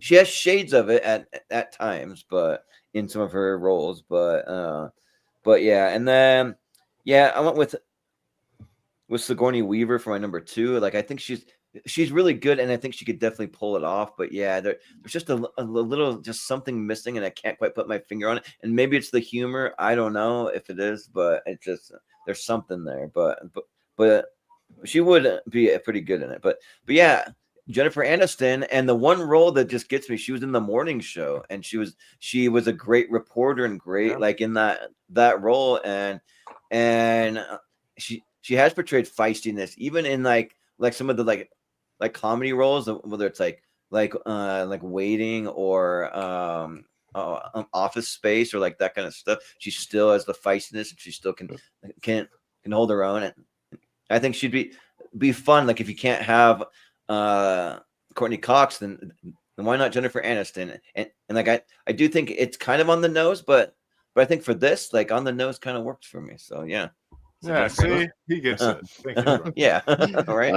But Patricia Arquette, we've got Sigourney Weaver, then Aniston, then Rose Byrne. So you got one, Jordan. So you're on the board. There you go. So we're spreading it out here. Everybody gets one. I'll be quite honest. Like when I was trying to pitch Patricia Arquette, it's like I don't want to see her get beaten up again after True Romance. I don't want to. Yeah. Yeah. That's kind of true. You don't want to see that. All right, so let's move up, and again, I just played the kind of clip of both of them, but let's talk about the other half of that. Let's talk about Dewey Riley, of course, originally played by David Arquette, and I'm looking at the picks here. I think this is going to be the toughest one of the night. This might be just looking at the picks, so because I think all these picks are excellent. So let's see what happens here. But Jonathan, you got the first one. I've got JPO's pick, but I think you got a pretty solid one here, so it could be fun. What you got? I think so. I think so. So Dewey Riley is like this kind of jovial, kind of awkward personality, but also you respect him because he's a protective, loyal, brave figure of the community. I mean, he really loves Woodsboro and the people, especially Sydney. He looks at Sydney like a second sister. I mean, especially when her father's away, and also she has that little funny rapport with Gail and also Tatum, for first few scenes. So yeah, and you have a little giddiness there. So I'm going to go with the actor, or we're going to go with the actor that has that a little bit of experience in the law in certain movies. All right. Matthew McConaughey. Okay. Yeah, Matthew McConaughey. It's because he can convey that charm, that giddy charm. And and you see him being a respectful figure, in a sheriff's outfit, a deputy's outfit, especially like in Lone Star. Lone Star, like he portrays an officer in that movie, and also a later Frailty, right? He plays an officer. So yeah, I think Matthew McConaughey would portray that well, and because you like him, he's such a likable guy, and Matthew McConaughey is such a likable guy. And I can see him being a loyal figure at the Woodsboro community. So all right. Matthew McConaughey. All right, Matthew McConaughey. All right. And my pick is another guy, again, going with a little bit of a meta thing for the late 80s, somebody that has a horror pedigree behind him, but at his core, you could tell is a really like kind of a sweet guy at heart, but can definitely do the comedy, can definitely do physical stuff, could definitely play kind of a faux badass that is like kind of a buffoon. And Bruce Campbell, man. You get late 80s Bruce Campbell, throw him in there, and he could be like that guy who's like that meek, kind of shy, again, sort of bumbling police officer who could do the physical humor, who could bring the comedic chops. He knows how to deliver a good line, could pretend to be this like man of the law, but kind of fails at every turn and doesn't really do his thing. But he's a sweetheart, and you like him. And again, Bruce Campbell just has that kind of sweet charm to him. In Evil Dead, he can have those badass moments, but he also kind of gets his ass kicked a lot. He's always kind of bumbling and fumbling his way into success. And yeah, I think he could bring just that fun kind of energy to the movie, and he would have good energy with the rest of the cast. So yeah, late 80s kind of Bruce Campbell, I think would be pretty great for this. So I found a picture of him with a little kind of almost like a Dewey-ish mustache there. So there you go, Jordan. Well, funny enough, I almost picked Bruce Campbell. So yeah. So I have your vote. That plays in. Excellent. Sounds good. Possibly we haven't heard every pitch yet, but Because I didn't go with him because I wasn't sure he was totally. Well, also right you're for doing this, modern so. day. He'd be way too old now. Yeah, no, I'm yeah, going with yeah. 80s, and he would be he'd be proper age in dead. the 80s. But yeah, no, he's in his 60s now. So Yeah, we're not recasting Scream 2022. Yeah. Yeah. So for my pick, I went with one because Dewey, Deputy Dewey, he's the heart of Scream. Like he brings like the emotional, the heart to it, but he also brings some humor, and he's kind of like the lovable, kind of bumbling kind of guy. But like you just love him, and you kind of root for him almost more than any character. He's the one that you love to see. Like spoiler alert for a future Scream movie. When he dies, like his death hit the hardest out of anyone in this whole franchise for me.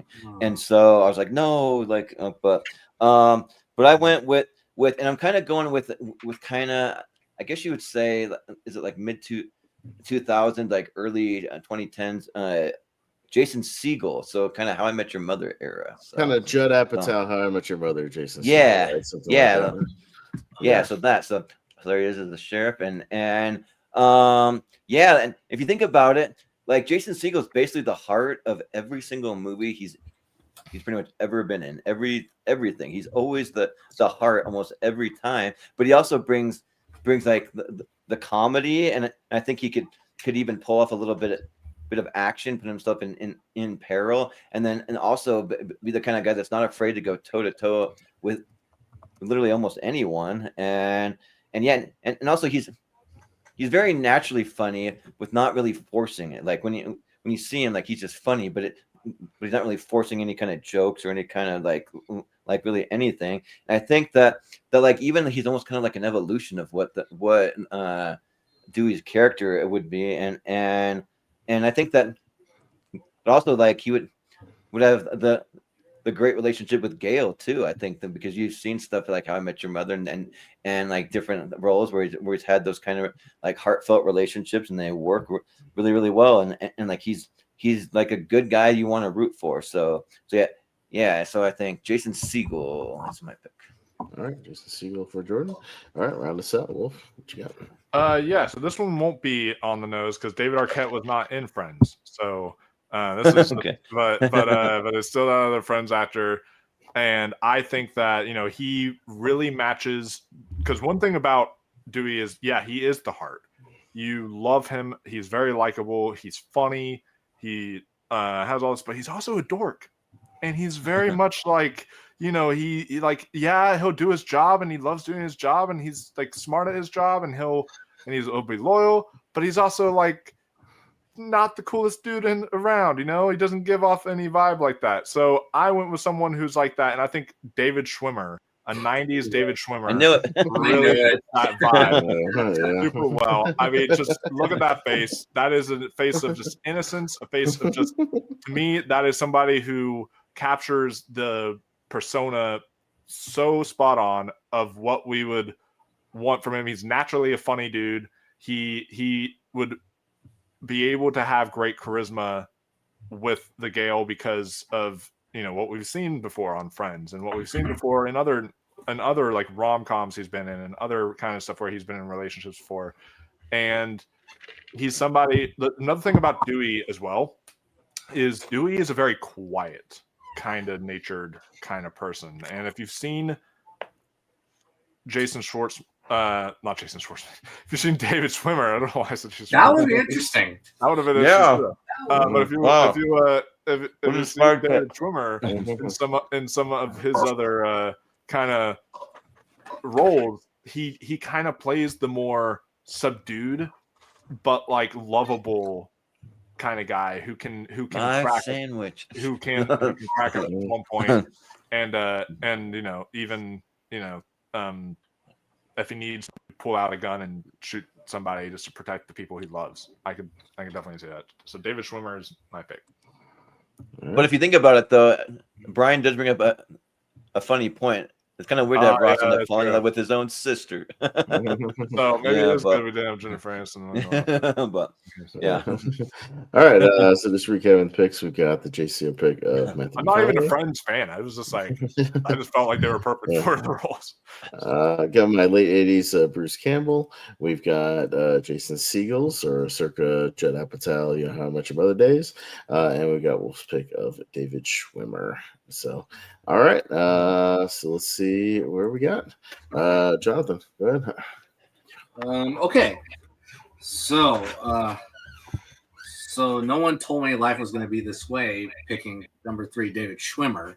Really? Wow. Because I see the dorky vibe, as an individual character, but you got to have some sexual tension with Gale Weathers as well. Are you trying to tell me David Arquette is like sexy? Like, no. I didn't say he was sexy. I said you need to have a little bit of sexual tension with Gale because there's a little bit developing or evolving in the movie.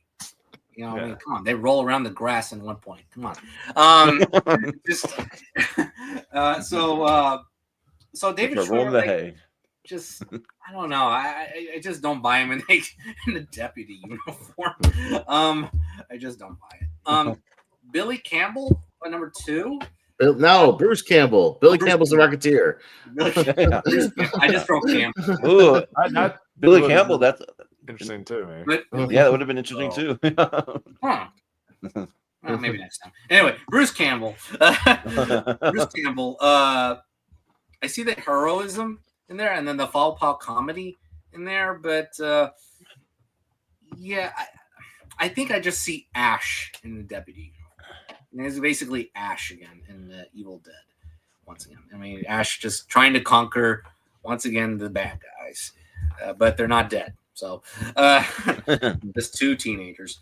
And Jason Segel, actually, I went with number 1 because I see the loyalty side, but also see the dorky, funny personality in him. And also he could have that little tension as well with Gale, as you said in How I Met Your Mother. And, as his character has a relationship with the actress. With Allison Hannigan? Allison Hannigan, thank you. Yeah. And, there's a little bit there and also some vulnerability inside of that character. So you need it. He's actually a more complex character than you think, Dewey. So, Jason Segel. Yeah. I'll go to Schwimmer. I'm not a big Friends fan anyways, and I haven't seen him do much outside of that that would, make me like jump on him. He's in the first episode of Band of Brothers. That doesn't do a lot for me. 6, 8, 7, 8. Remember him? Yeah, I was like, okay. He was loyal in Band of Brothers. Yeah, Matthew McConaughey, number 2. I think he could do the kind of laid back quality, but he's not super nerdy. He's a little too hunky, for it, just a little bit. And then, but I think the Segel pick is pretty great. And when Jordan said that, I was like, God damn, that's a good pick. Because he's got like, you could buy that he's a cop because he's got the size and everything, that he passed all the tests and he went through it. But maybe he's just not. He's not the badass he might think he is, and he's got kind of a still a little dorky, sort of. Yeah, he's a sweet guy, kind of dorky guy. You can see them like being like, "We like you, Dewey, but why don't you just go direct traffic for a little while?" Yeah. Like, why don't you just go run the parade or something like that, and not exactly investigate the murders. But he's got to kind of step it up a little bit. So I like the Segel pick. So I'll go with Segel. Jordan. Yeah. So for me, I think for number 3, I actually have Matthew McConaughey, only because I kind of don't see any kind of dorkiness to him and like the kind of like pushover. Like Matthew McConaughey's kind of like the hero leading man kind of guy, and that does kind of work in some ways, but like it's just missing like a little kind of more like dorky kind of like lovable in that kind of way. He's just too cool. He's just too cool. Yeah. Yeah, he's too cool. Yeah. Yeah. All the girls would want to see him take his shirt off or something. I don't know. So, yeah.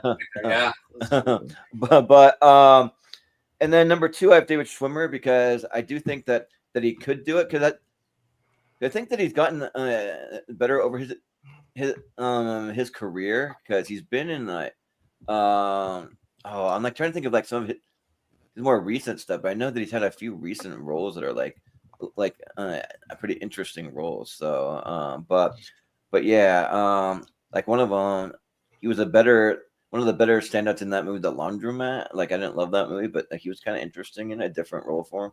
But that's one like recent one. But yeah, Bruce Campbell, like I think he could work. I think he would have to kind of tone the charisma down slightly, but I think he could do it though. Like I think he could really do it and be kind of more like a subdued, a kind of a person. Like because for me, like I actually do kind of think of like Ash from Ash versus Evil Dead, but then you just tone it down just like a slightly, because he is kind of over the top in a lot of his roles. But I think compared to the other two, he'd be the best choice for me. So yeah, so Bruce Campbell. All right, well. Yeah, my number 3 is easily Matthew McConaughey. I just think that again, he's too good looking. He's too much of a hunk. If honestly Matthew McConaughey, the 90s Matthew McConaughey would have.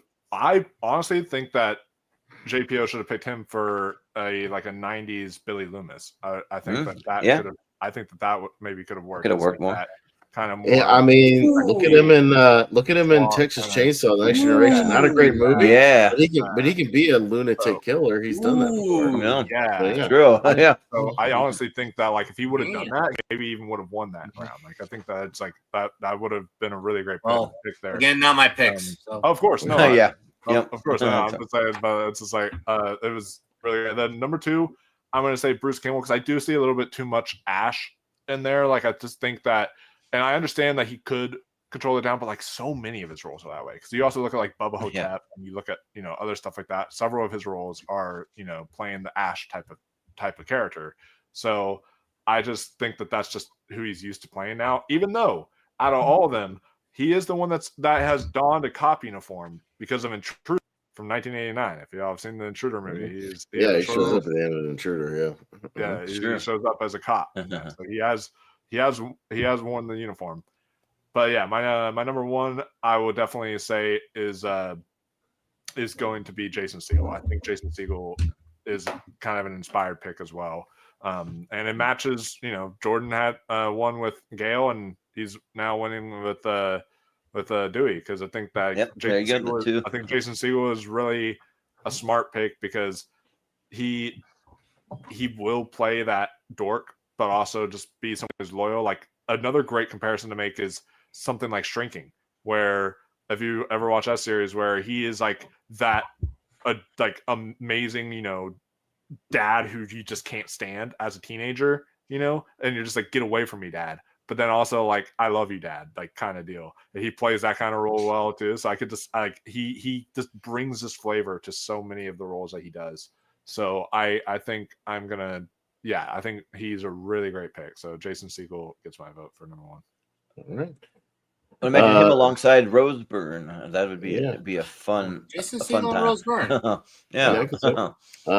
Matthew McConaughey and David Schwimmer with 4, Bruce Campbell with 7, and Jason Segel. There you go for all right, 9 points. So there you go. There's old bumbling Dewey, Jason Segel. So there you go.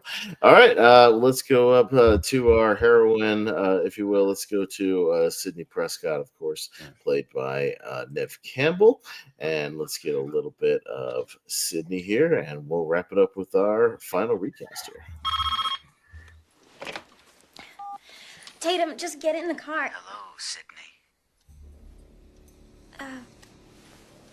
Hi. Who is this? You tell me. Well, I have no idea. Scary night, isn't it? With the murders and all, it's like right out of a horror movie or something. Randy, you gave yourself away. Are you calling from work because Tatum's on her way over? Do you like scary movies, Sidney? I like that thing you're doing with your voice, Randy. It's sexy. What's your favorite scary movie? Oh, come on. You know I don't watch that shit. Why not? Too scared? No, it's just what's the point? They're all the same. Some stupid killer stalking some big-breasted girl who can't act, who's always running up the stairs when she should be going out the front door. It's insulting.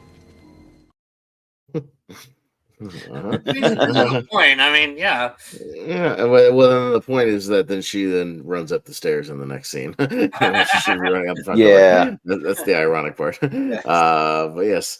So yeah, let's talk about Sydney, Neve Campbell, of course, and we'll round out. These will be our final picks, and I think this is going to be another tough round. So let's see how this goes. And I guess I've got the first one. And yeah, again, kind of sticking with my late 80s thing. I wasn't somebody else who had actually, kind of talking about the Brat Pack earlier, but a different sort of darker side of the Brat Pack.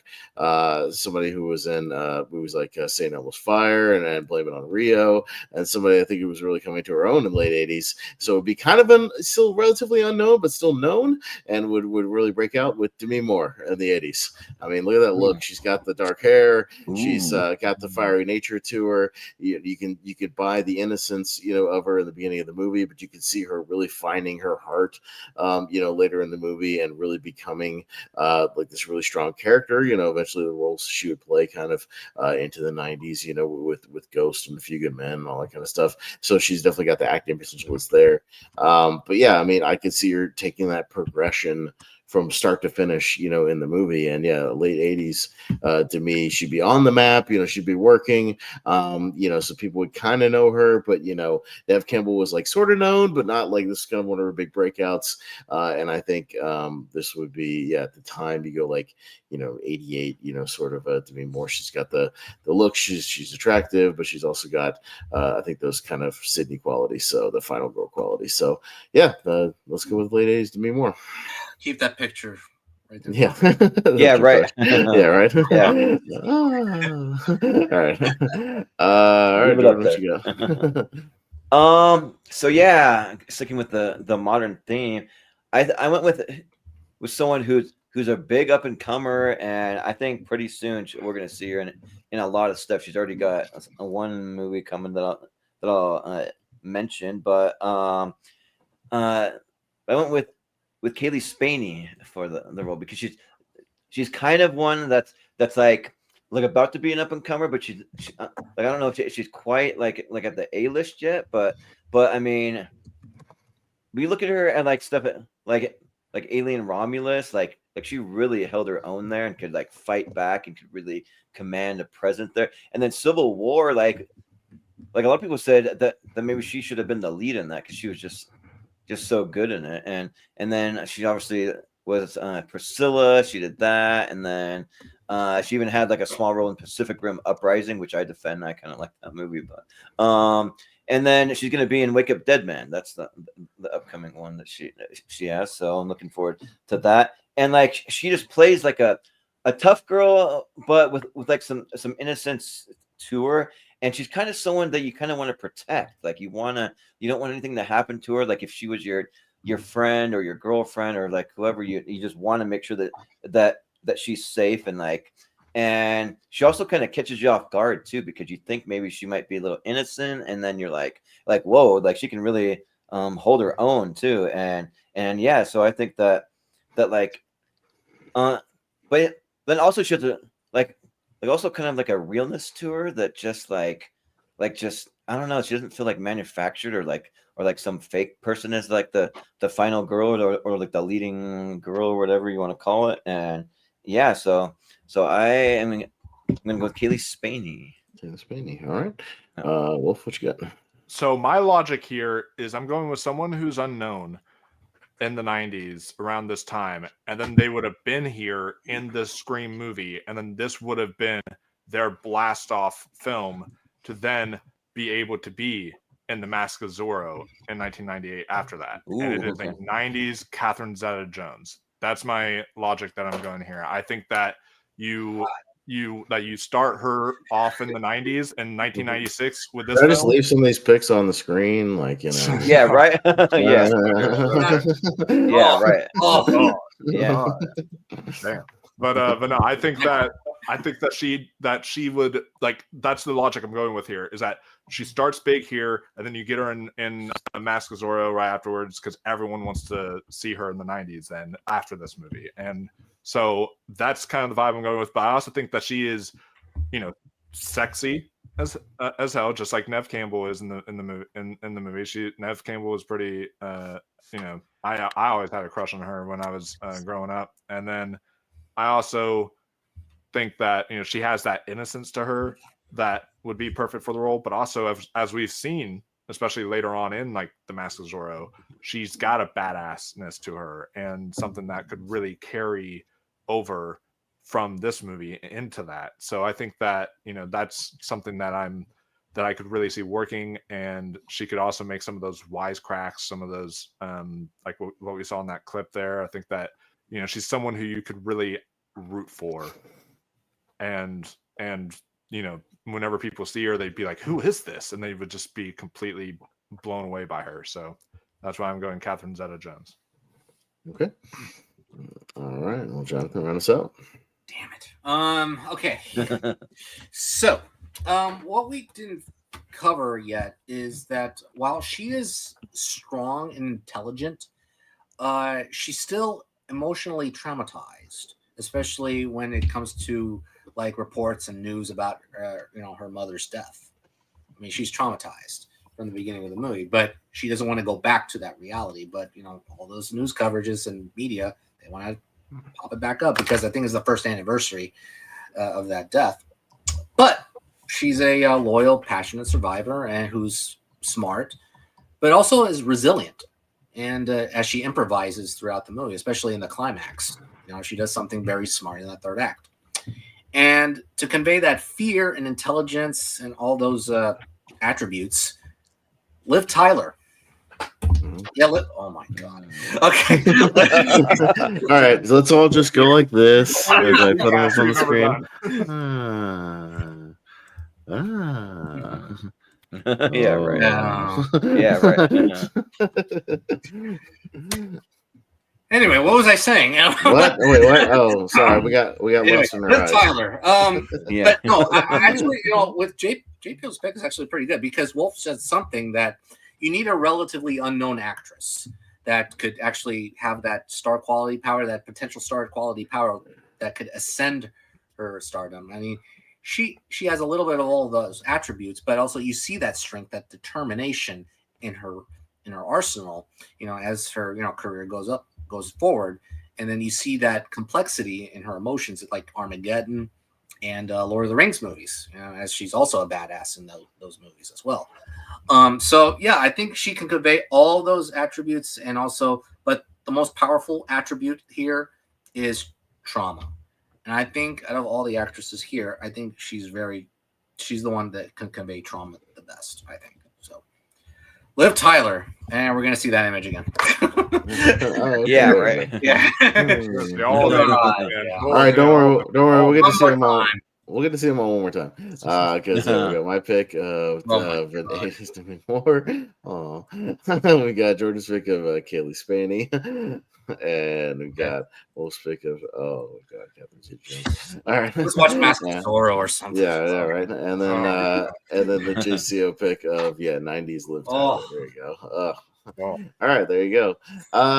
So all right, well let's do this. It's gonna be a little tricky. But so just for fun, my Kaylee Spinney was an AI that I made, but here's her as Priscilla. So there you go. There's a sexy one. I don't think that's a great picture. No, she's underage. Yeah, but she does do a trauma in that movie if you think about it. Yeah, she does. Well, her character might be. She's not though. Yeah, I know. Yeah. But thank goodness I'm going last here because this is yeah, it's a tricky one. I'm gonna go first. I have a little bit of a logic, at least to my first one. I'm gonna go third with Catherine Zeta-Jones only because I think she'd make a better Gale.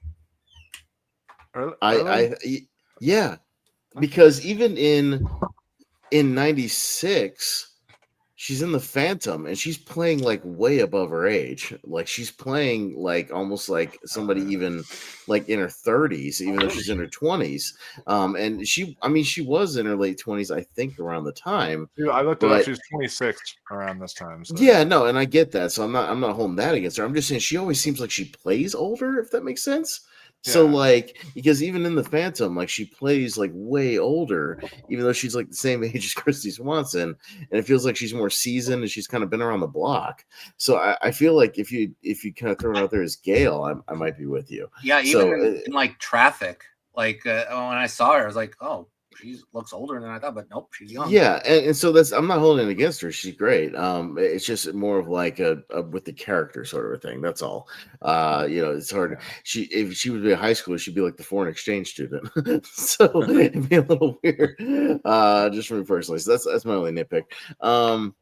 I'll go Kaylee Spaney because I do like Kaylee Spaney. I want to see her in some more. I think she's great in Anything Around Us. It was one of my favorite movies that year. I think she's going to be a breakout and she's going to be a lot of fun. So she fits the role. She's badass. She's cute. It makes sense. But yeah, man, 90s Liv Tyler, it's kind of hard to beat. I think JPO had a good pick here. And yeah, because I mean, look at like That Thing You Do, around that time, Empire Records. She would have been on the rise. Around that time. And I think she worked. She was a good actress already. She just needed that little bit of a nudge. So yeah, Liv Tyler. Yeah, 90s Liv Tyler's pretty great. So yeah, I'll go with that. Jordan. Yeah. For my number 3, I just have Catherine Zeta-Jones. I just don't see her doing anything in this movie. I don't know. She just kind of like the wrong kind of vibe for me personally. So I mean, she is great. She is and very attractive, but yeah, but for my number 2, I have Demi Moore because I do think she could pull it off. I think, but sometimes I almost see her being a Gale also. I don't know, but I mean, she could do it though. I think if you do it in the 90s, I'm not doing it in the 90s. I'm doing it in the 80s. Right. So I would agree with you. You move it in the 90s, I would cast her as Gale. If I was doing straight 1996, I considered she's around. She's doing a lot of her like big 90s stuff in the mid 90s. So I would have, but I'm not going. 80s. So yeah. But I think Liv Tyler's kind of a great pick because she could pull it off. She's really good. I mean, even look at her in like something like The Strangers when she's playing like a real terrified person that someone's coming after her and that, and then but then other things like Armageddon, she's like saying some sad goodbyes, and then but like all the like 90s stuff, the crying and all that, and then like Empire Records, that thing you do, and she's been one of my, like, if I were to come up with a list of my top 20 like celebrity crushes, she's in it. So yeah, I'll say Liv Tyler. All right. Yeah. So for me, I'm gonna go number 3, Kaylee Spaney. Even though she is a like a big celebrity crush of mine right now, like I think like maybe my top celebrity crush at this moment. But then I also, I think that I need to see more of like a kind of Sydney type of role from her and such. Like I just don't really think that, I haven't seen enough roles where I could see her portraying that trauma and also portraying the other kinds of stuff that she needs to for this. She's almost there in Civil War, but she's kind of playing like a secondary character. So I think if maybe she was leading that, maybe I'd say differently. But then I'm gonna go 80s Demi Moore for my number 2. I think that's a really good pick, especially in the 80s. I almost considered her. I actually had her written down before Jennifer Aniston. I had her written down for Gale Weathers. No, that's what I mean. Like, if you had actually cast her even in the 90s as Gale, I think she could go from a Sydney to a Gale depending on the decade. But but again, I wasn't casting for the 90s, so it's just me. I'd stick with my theme.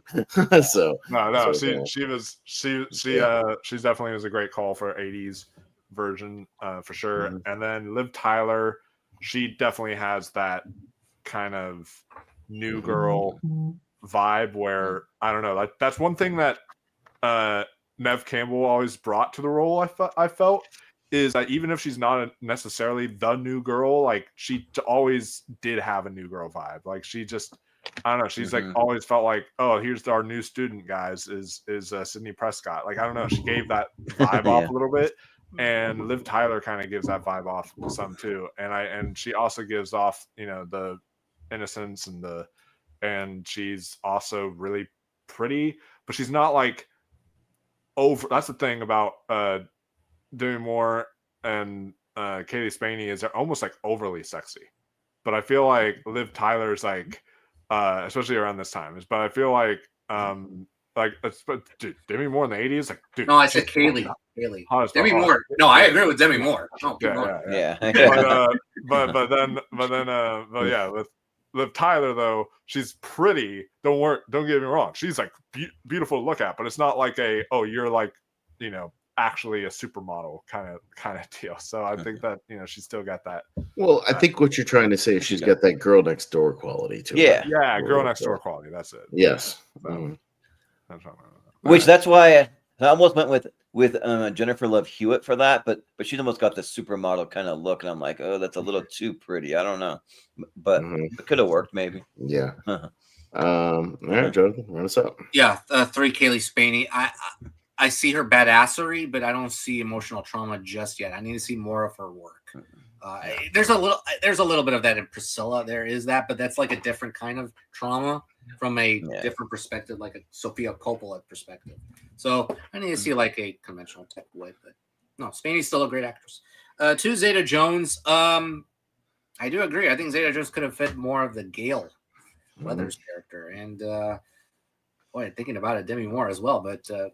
Nonetheless, but Zeta Jones, I think that she can convey that fear real well. Her star power could ascend, but but number 1, Demi Moore, I think she could convey all of that, especially with the badassery.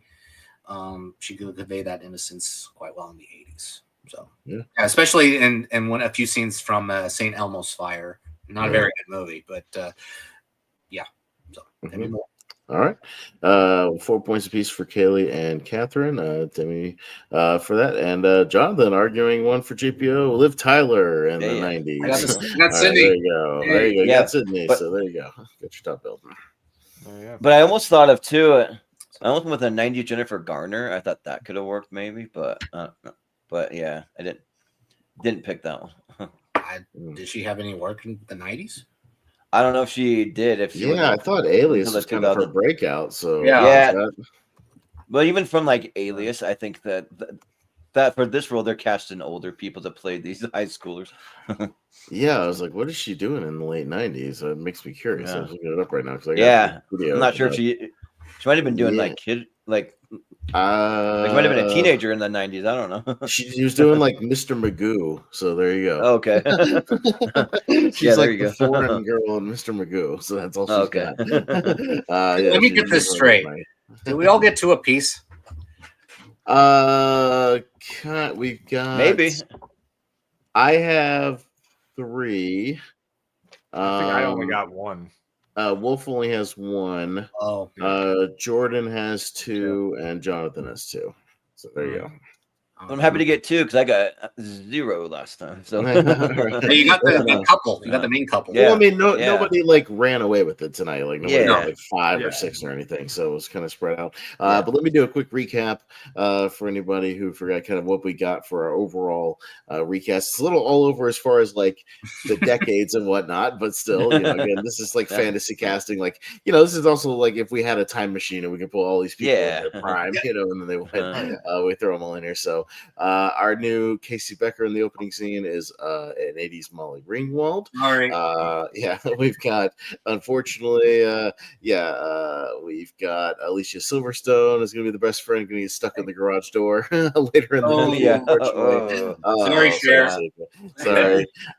We've got our new Randy of an 80s Corey Feldman. So takes it there. You make it out. But he survives. We've got our new Stu, which is Devin Sawa, but I tried to make a case for an 80s Nick Cage. That would have been fun. I'm going to Cage there. But Devin Sawa takes. I like Devin Sawa. He gets paint by the TV. So. Yes. Our new Billy Loomis is in late 80s Matt Dillon, which I think would crush it. That would be really fun. That would be amazing. Yes, and we've got our kind of Gail and Dewey duo of Rose Byrne, and paired up with Jason Segel, circa like Judd Apatow, How I Met Your Mother era. So there you go. Yeah, I like it. And then our new Sydney is a '90s era Liv Tyler. So there you go. All right, that works. All right, there's your new cast for our fantasy cast of Scream. So I like it. I think there'd be some really interesting stuff there. If we were to pull that off, and it'd be still really solid movie. But just throwing it up, we got Leo Logan on the Sydney role. So he's with us on Liv Tyler. So there you go. All right. All right. Well, we're gonna wrap it up here for tonight. So that was a good, solid one. And we haven't really nailed down what we want to do for November. Jordan and I kind of talked behind the scenes of some potentials, and I think we had two that we kind of talked about. We were talking about something with like Thanksgiving vibes. So either a what? Only two. What's that? Planes, Trains, and I thought about two people. Kind of. There's more than that. I thought about we thought about Rocky and Adam's Family Values. Yeah, so we thought about those two as well. Either those could work. Values could work too. And then also, also technically, isn't there like a Thanksgiving scene in like Funny People? If you want to do that, that's an ensemble. Nah, it's not big enough. We got to do kind of the old timers here. So I'm leaning towards Rocky because Rocky is kind of an all timer we could do, and there's just enough roles in there. You know, we do about 6 to 10. I think we could scrape about 7 roles in there, so I think that could work. And that'd be really fascinating to see where everybody goes. With that one, I know Brian, you want to do Adam's Family Values, I know, but it's fine. Yeah, I mean, but if we do Adam's Family, we might just do like a general Adam's Family type of thing, like the original one or something, and see whatever. But there's also been so many versions of Adam's Family. I feel like it's going to be been done to death, like recasted. So I don't know. It could be something to do just maybe down the road sometime. Down the road, we'll keep it into consideration, but we might go with the Rocky because I think Rocky we could do. There's enough there, and I think we could have some fun with it. So also some like pretty unique roles and stuff too. All right. We'll go around the horn. We'll get our plugs and parting words out of the way. So we'll start with Mr. Jonathan, Mr. JCO tonight, if you will. No, thanks for stepping in and pitching some of JPO's picks, but he has some good ones. I mean, you're able to argue 2 of them. Inter and a couple of close ones as well. The Seth Green, I think was probably the closest one. I don't know. That was Jordan's pick. Was the only reason he didn't get in there. It's his point value because everybody else had it right up there. I thought it was going to still confused. Just could have played a slightly different role for me. I don't know. So but what you got going on, sir? Where can we find you? No, it's my pleasure to fill in tonight. Thank you. I was just like an hour and a half before. I know. Sorry about that. It was like kind of late notice, but it was kind of late notice for us. So we were it was either that or we'd have to do like a post Halloween thing. We didn't quite want to do that. That kind of destroys the spirit there. So. I know. So thankfully enough, my sweaty personality just came in and took a shit. Yeah, right.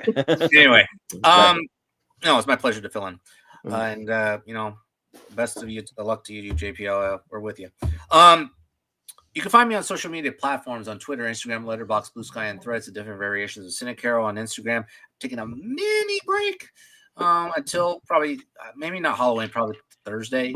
Well, I'll do 2 tournaments. We'll see how that goes. But at a time, I'll do movies of 1990 and movies of 2015. I haven't done those yet.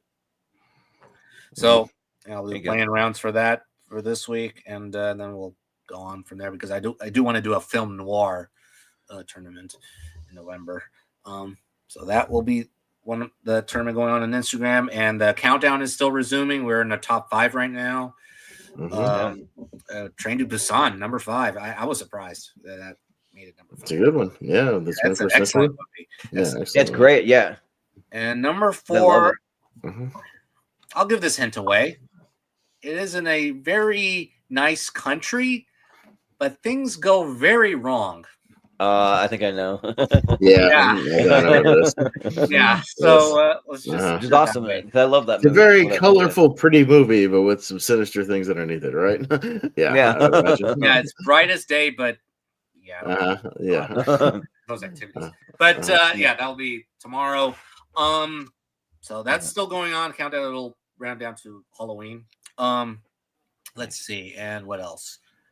There may be know if the match is confirmed yet for this week. We kind of talked about it again. I don't know what JPO's situation is, so we'll see if that still goes through.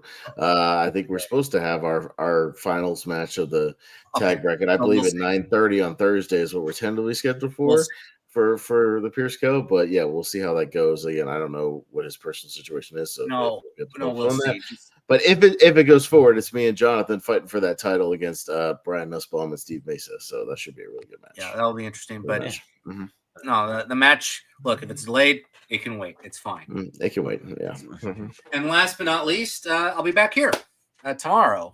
Tomorrow. Yes, tomorrow we're gonna celebrate more spooky stuff. Halloween, and with our final one of the Halloween season here on the Movie Hero Network. So we're gonna talk about movies set or around Halloween. Yeah, which was a good topic that Wolfman actually came up with that topic first. So and I mostly assembled the list. Mostly needed a little help, but we'll definitely talk about actually one of the Scream movies tomorrow. Yeah, and that's on the list. So, but quick question: is the movie Haunt on there? Is that one that? Yes. Because I told someone that I would watch it. Kyle Curtis Flett was talking about on his channel, and he recommended me watch it. So I might check that out. It's on the list. Yeah, you sure can. I hope it. Also, did John include like all the Halloween movies or just some of them? No, so we hashed that out. We only including the original movie, so the original 78, and that kind of includes everything of because almost every Michael Myers movie takes place on Halloween, so it's like there's no point in getting around it. So the original, and then we included Season of the Witch because it's a non-Michael Myers movie that still takes place on and around Halloween, but it's a completely like different movie, like the black sheep of the family of the franchise. You know what I mean? So it's not really connected at all to the rest of the franchise, and it still takes place on Halloween with a different story and everything. So we included those two, just those two. So Halloween 1 and 3. So that's what we're doing. So yeah, but in addition to those horror movies, we'll talk about other movies that are taking place on Halloween that are non-horror. So like for example, E.T. Yeah. E.T. Yeah. Yep. E.T. I'll throw one. A Cinderella story. Wow. There's a Halloween dance. So it's a big one. So all right, Big Daddy.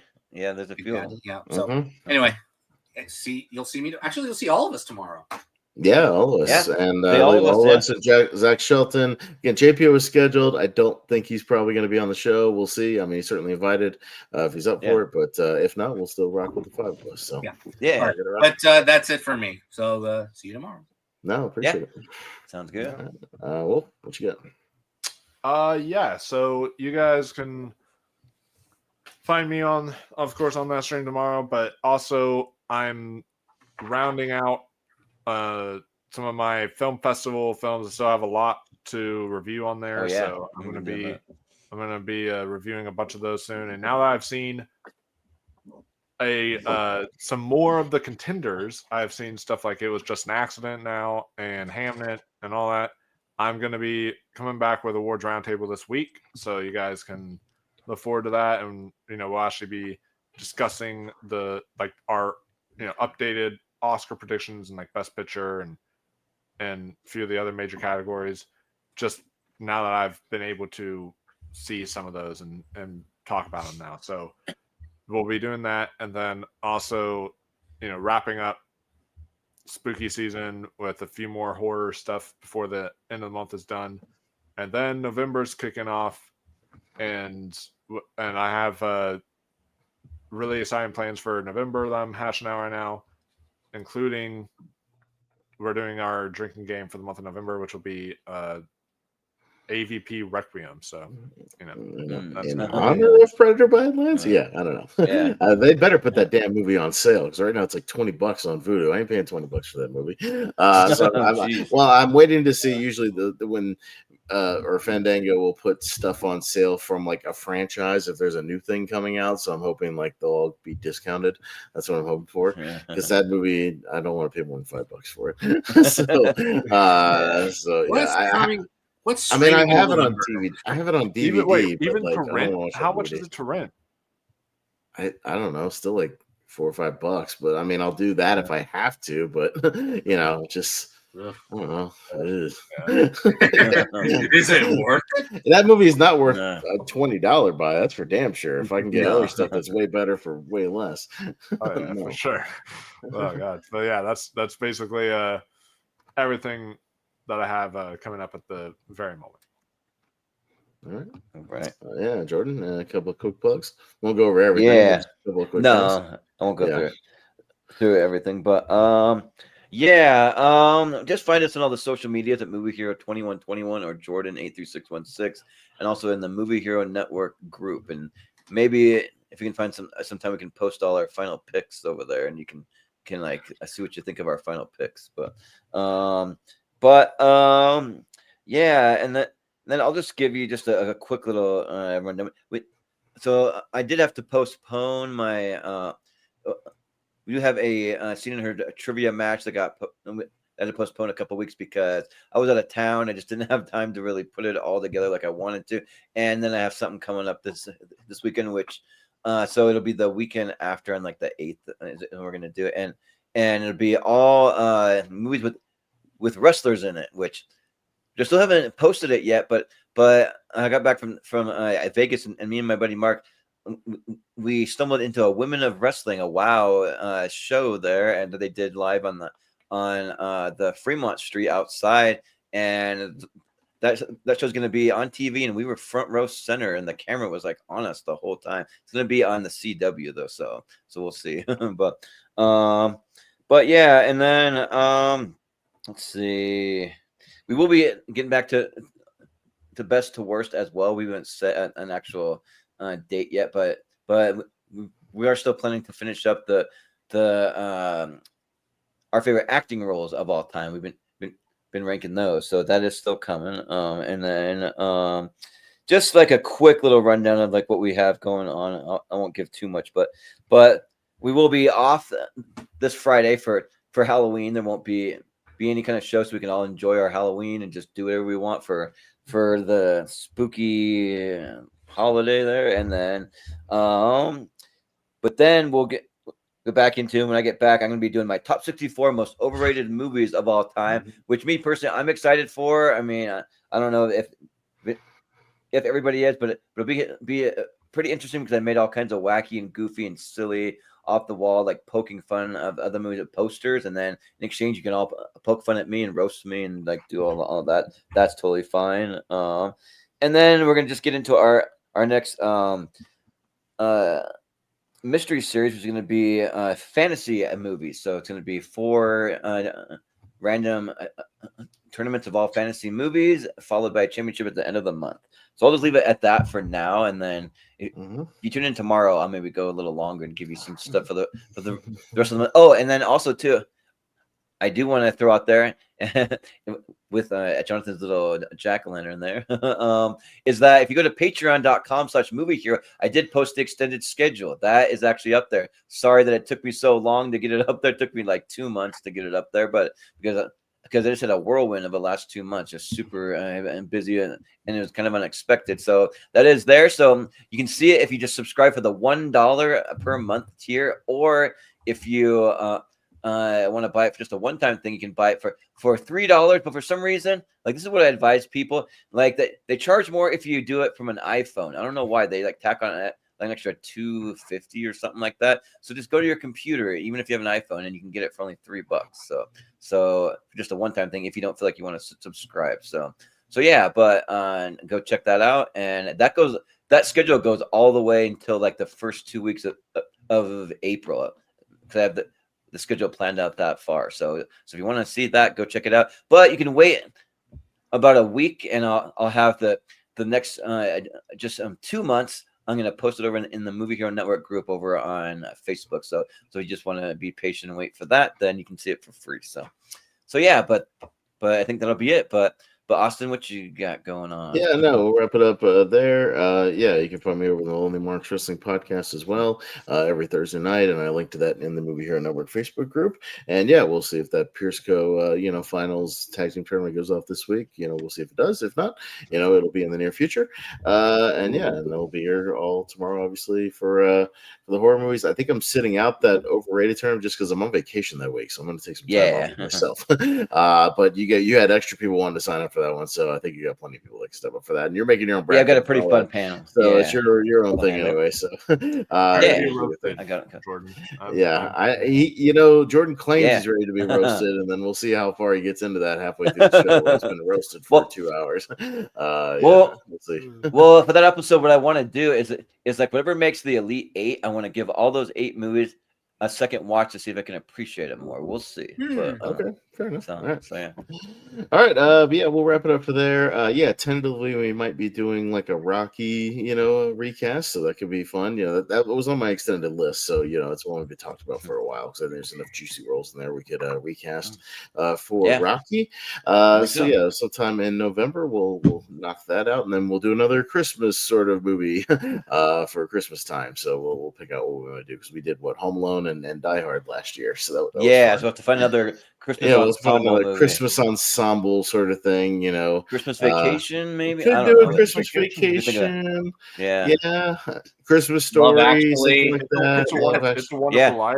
Love Actually. Yeah, you can even go really old school with It's a Wonderful Life. That could be even a fun one as well, bringing the modern times. So.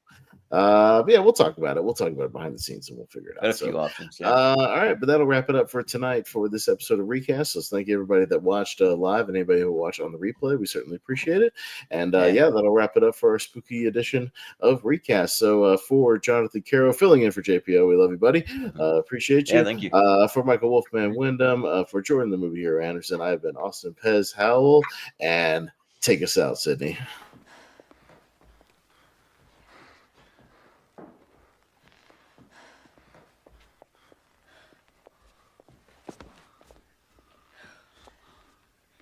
Careful. This is the moment when the supposedly dead killer comes back to life for one last scare. Not in my movie.